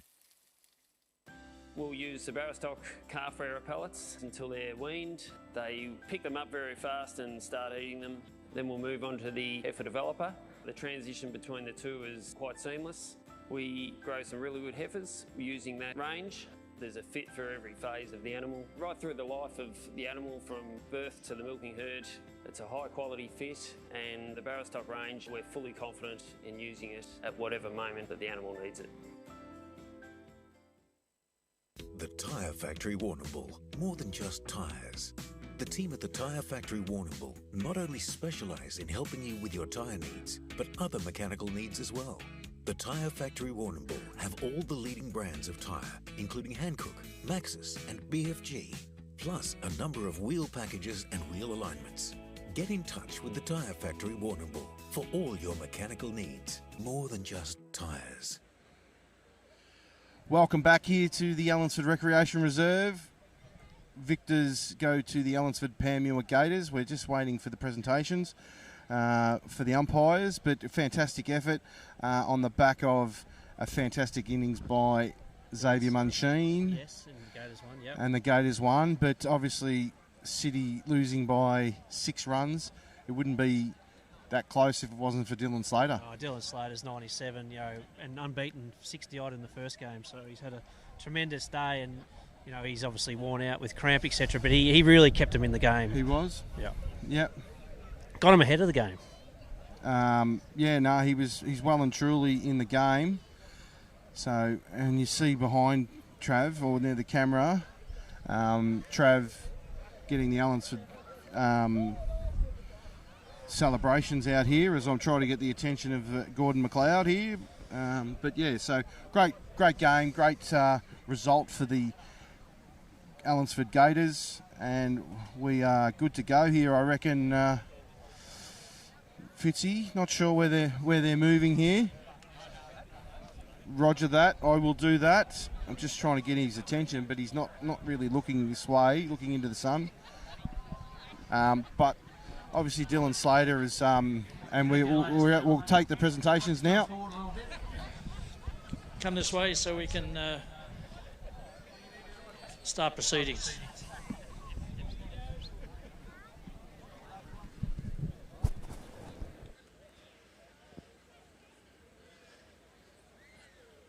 Firstly, we have just witnessed a magnificent game of T20 cricket between the Allansford Panmure Cricket Club and the City United Cricket Club from Colac.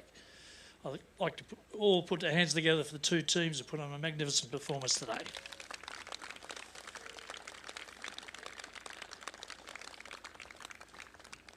As others will say, this game could have gone any way over the period of the match, but at one stage, the second innings, City United looked pretty cosy, but a great fight back from the Allansford Panmure, just amazing to see what can happen, 4 or 5 overs. Well done, it was a great spectacle. Everyone out here who saw it, and we're on fingertips. It was no one knew what the end result was going to be until right to the end. So today we've had a game here, fantastic game of cricket, over in the under-17s this afternoon. 4 runs hit the winning score for the last ball, so we've had T20 cricket at its best. Just before we go into the formalities, I'd like to just say a couple of things about thank yous, particularly to Ross McKean here from Sungold, who represents Sungold. Without Ross and Saputo, we wouldn't have a competition like this. And it's great that we can spread this out to as far as Colac and that direction, over to Hamilton here in Warrnambool, for teams to be able to play at this standard of cricket for a substantial financial reward. It's a credit to what Ross has done over the years, and to get us all here on this day every year. So well done to you, Ross.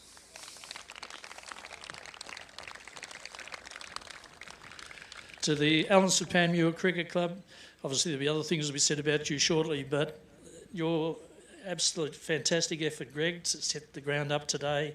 All the people who are from your club who have come along and worked tirelessly to make this a success. The turf wicket out here, obviously always a good one, and a great opportunity for people to play on good cricket wickets, and the oval itself is first class. So well done to you and your team and everyone at Allansford Panmure.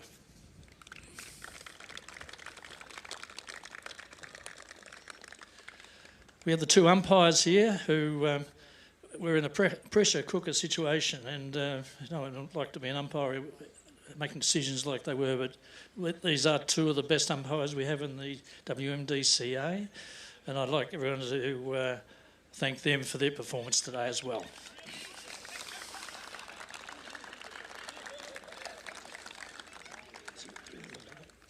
To recognise their appointment to the grand final of the T20 Sungold. Firstly, Ashley Jennings would like to come forward. And John Gilchrist, who's been also involved this year as an umpire. Well done to you, John.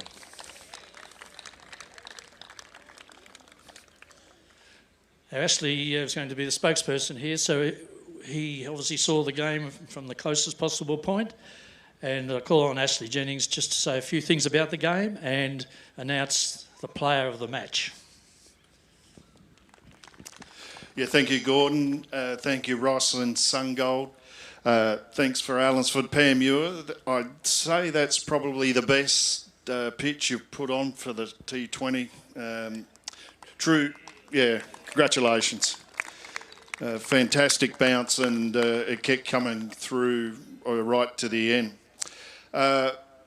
Best players, there was some very good performances today. There was 2 outstanding performances.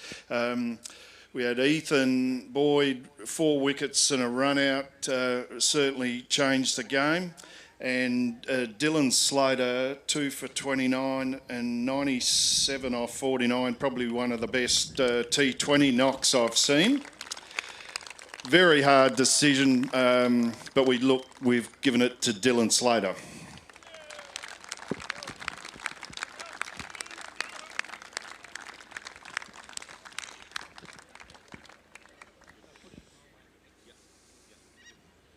Well done, Dylan. Before you want to say something about that, but I'd certainly like you to say something on behalf of the City United Cricket Club and your perception of what occurred today. Well done on your award. Fantastic effort. 97 in a match like this. It's outstanding. Thank you. On behalf of City United, we'd just like to say congratulations to Allansford. I think we've lost to you guys twice now, and I think we've been in the grand final 3 times. So I'm sure we're not too far away for the City boys. But yeah, all the best for the rest of the season ahead back down in Colac. So yeah, well done to Allansford. Too good. And yeah, how many's won now? 3? No, 2. Perfect. But yes, thank you to Sungold. Thank you to the Warrnambool umpires and everyone. It's a great day. Thank you to the Allansford Cricket Club. It's a really nice ground. I'll probably enjoy playing here over the last couple of years. But yeah, thank you for everyone. You've seemed like a really good club, good fan base, and yeah, enjoy tonight, and we'll enjoy our bus trip back home to Colac. So thank you. Well done, Dylan.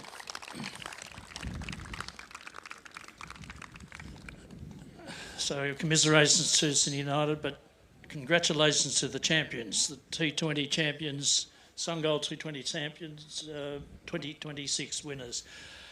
Allansford Panmure Cricket Club, the captain of the side, would like to come forward and receive the cup, something he can cherish. Well done, Brendan. And a few words from Brendan. Firstly, thanks very much to the City boys. That was a cracking game. It got very tight in the end, and very well batted to Dylan. That's a fantastic knock of the best one I've ever seen or played in. So well done to you, mate. Thanks to the ground staff, Boydie. You're the head of that this year, and you've done a really good job. And everyone else that helps out with the ground. It's not just a one-man job. So thanks very much for everyone. The 2 umpires today, really good. And the league, and definitely Sungold. So thanks very much. We can't do it without you. You got me. Our supporters, fantastic today. Yeah, cool. Massive showing, so that helps us a lot. And to our players, really good. It caps off another T20 season for us. No worries. A couple of trophies in the bank, so really good from us. All in all, thanks to everyone that chips in for the tournament. Fantastic, and we'll have a good night. Cheers.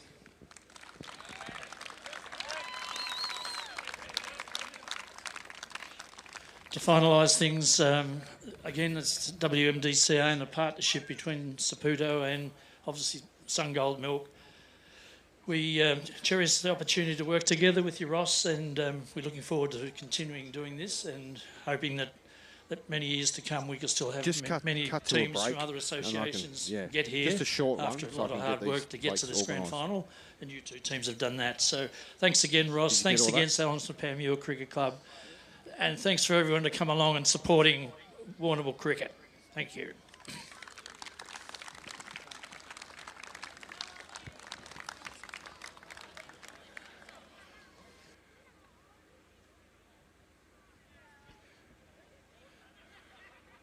Actually, it looks like Dylan's coming straight over here, Liam.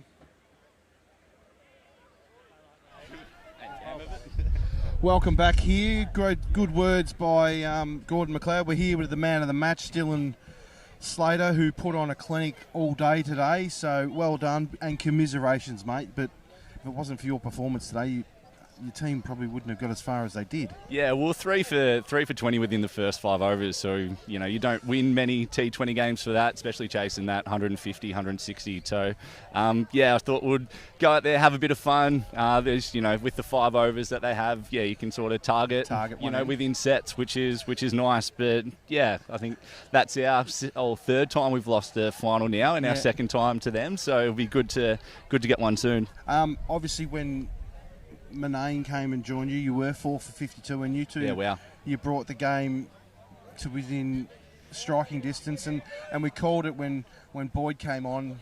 That was the game, and he bowls with some nice heat, doesn't he? And we actually started to play some smart cricket in and around that too. So, targeting our bowlers, targeting our matchups. So, Boyd, he's got that extra ball speed, and it wasn't my matchup at all. So, I thought I'd target someone at the other end. So we did talk about it out in the middle, but just glove one down leg, and the rest is history. And obviously with your bowling, you bowl a pretty economical, get through the overs pretty quick, put the pressure on the batting crew. Is that something you've done for a long time? Well, I've been trying to retire over the last couple of years. I've only played 3 games this year, hence why I've been cramping all game through there. But with the bowling, I used to be a wicket keeper. Well, we might get out of these photos. Yeah, we'll get out of the photos here. Sorry. Well spotted, I think there, Dylan.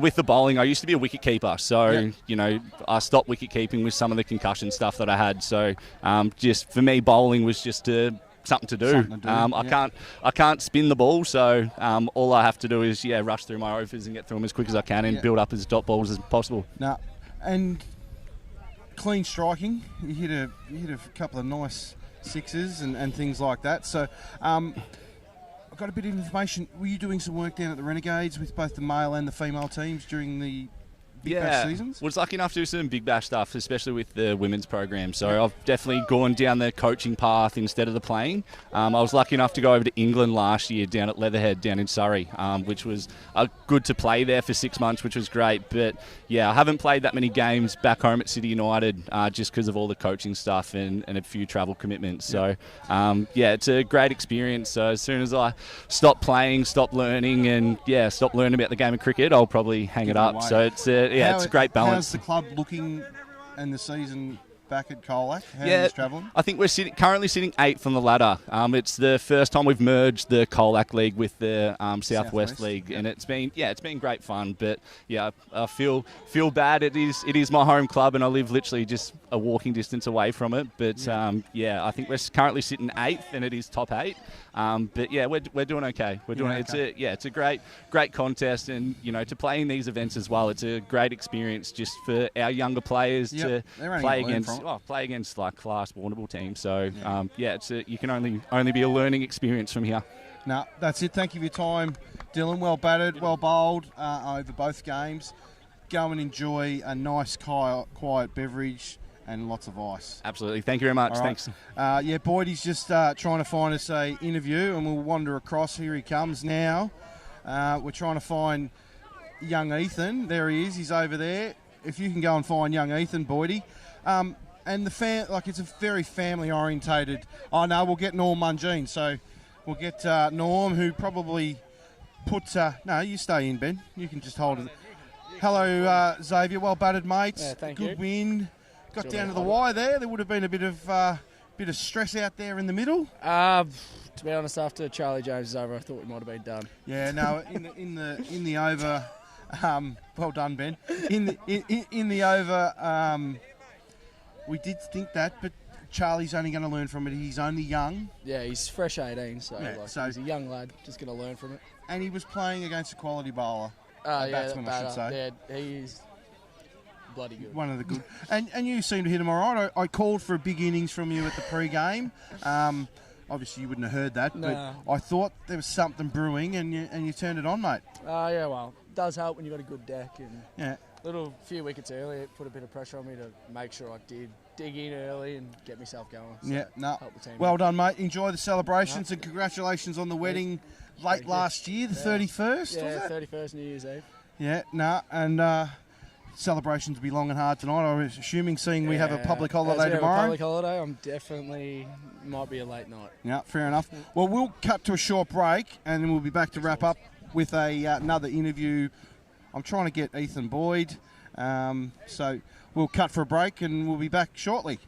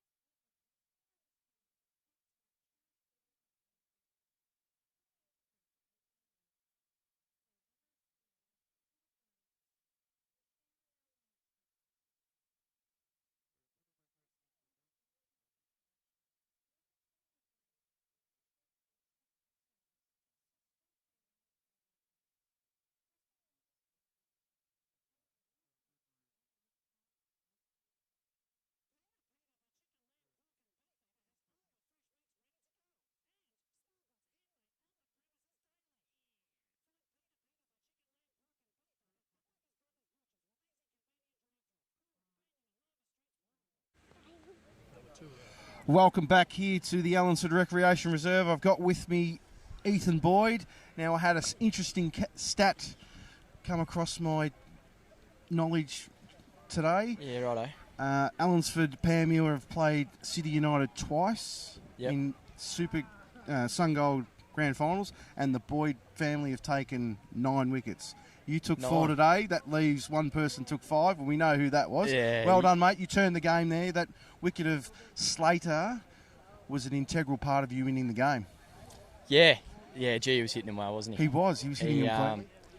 Yeah, and everywhere, which made it tricky. Yeah. I think it's just, comes down to backing yourself, and that's what I think we're very fortunate that when I'm bowling, we've got a plan, whether it's at the stumps or if it's up there and whatnot, and fortunate enough to execute it. And got a couple early too, as well. Yeah, which definitely helps, especially they took to Charlie a bit, poor Charlie, but he'll learn from it.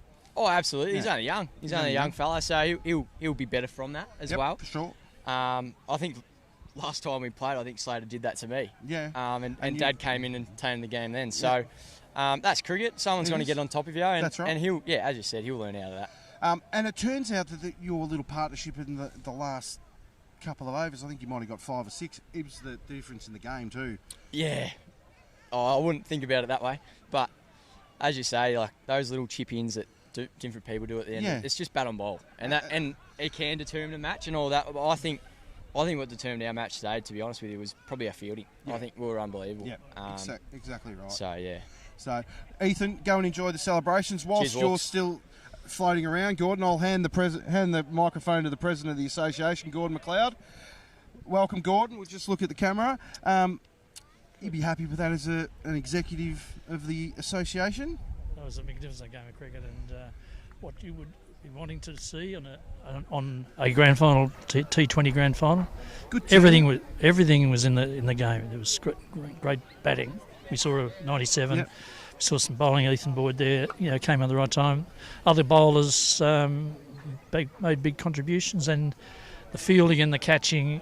Everything happened on a beautiful turf wicket here Yeah, it was at a belter, Allansford. wasn't it? They've done it, and considering the heat, the oppressive heat that was yesterday, yes, to have a pitch that played so true, even to the last over, was a credit to the Allansford Cricket Club, Allansford Panmure Cricket Club. Yeah, I agree, and that's one of the reasons why we say this is a pristine oval in this area. It is. Yeah. But cricket's the winner here. It is. Beautiful day. We had this great match. We had the junior under-17 match, like one of the last. Yep. A lot of people here watching the game, which is really good. Yep. There's a lot of interest in cricket. And a lot of people watching the game here, but there was 330 watching it on your Fitz Media. So the fact that Liam took the initiative to approach the association, you've got to be happy with that. We are very happy, and I think the outcome is, we'll get a lot of feedback about this today, and having so many people seeing it.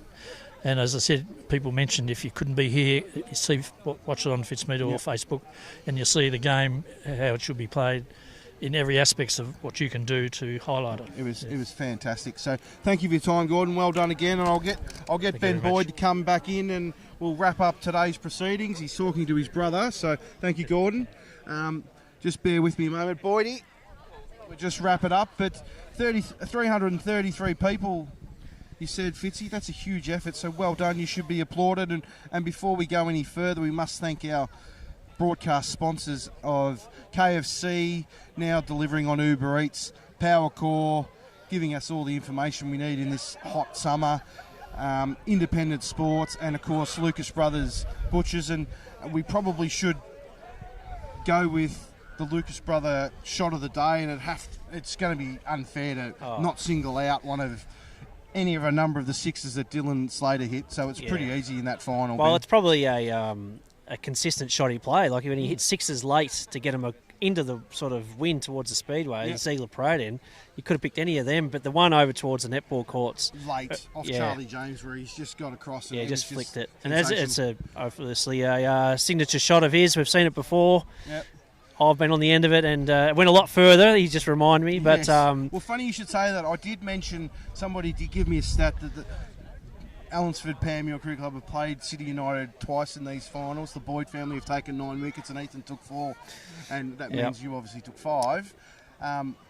And that's what Ethan said. He took to Ethan last time, like he did with Charlie James this time.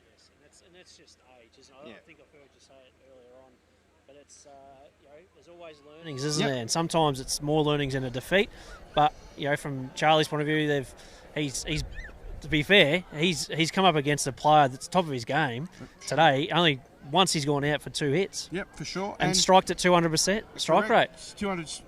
What did he make? 60 or 50, 60 in the first game and 97 in the second. So he's gone at 200 and made over 150 runs. So super and to be fair, he had teammates, McNamara the first innings and Moyne the second innings that actually are key pivotal roles with the bat that got him into those strong positions. Correct. And it was just obviously those 2 blokes went out in the one over, and then they got ahead again, and then they fall behind. It sort of really ebbed and flowed today. It was an amazing final, game really. Of cricket. Would have been hate to be out there.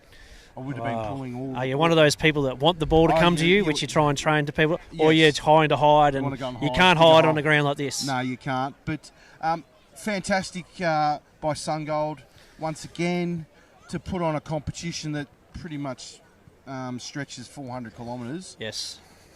Is awesome. To the Allansford Cricket Club, the Warrnambool Moyne Shire District Cricket Association for hosting the area. Obviously yourself, Ben, and your ground staff to presenting a super wicket that had best part of 500 and nearly 700 runs scored on it, 120 overs. Of help has gone in. I think in the last 2 weeks we've had 10 blokes on the roller, so we're really trained a whole group of people. And I know I got singled out, but that's not fair. There's a lot of others, and there is a group, and we've worked really hard, and that one might be found again for the finals. Oh, beautiful. Well, we'll call it a day out here at the Allansford Recreation Reserve. Congratulations to the Allansford Panmure Gators, to Ben for jumping on board, Cameron Williams early on in the day for the first game, Declan Burke. I think we might enjoy ourselves a cold beverage now. To the viewers out there, thank you for supporting. Jump on the Fitz Media Facebook page. as well as the new the Southwest News website. There's too many numbers going through my head, Liam, so if you can quickly read it through to me so I can read it out. Southwestlocalnews.com.au. Southwestlocalnews.com.au. Jump on there, support local businesses as well, and if you're a local business wanting to support a local news service like Fitz Media, jump on board. Fitzy will be more than happy to do up your commercials and so forth. Until next time, Ben Boyd, thank you very much. Thanks, Paul. And it's Thanks, bye Fitzy. for now from the Allansford Recreation Reserve.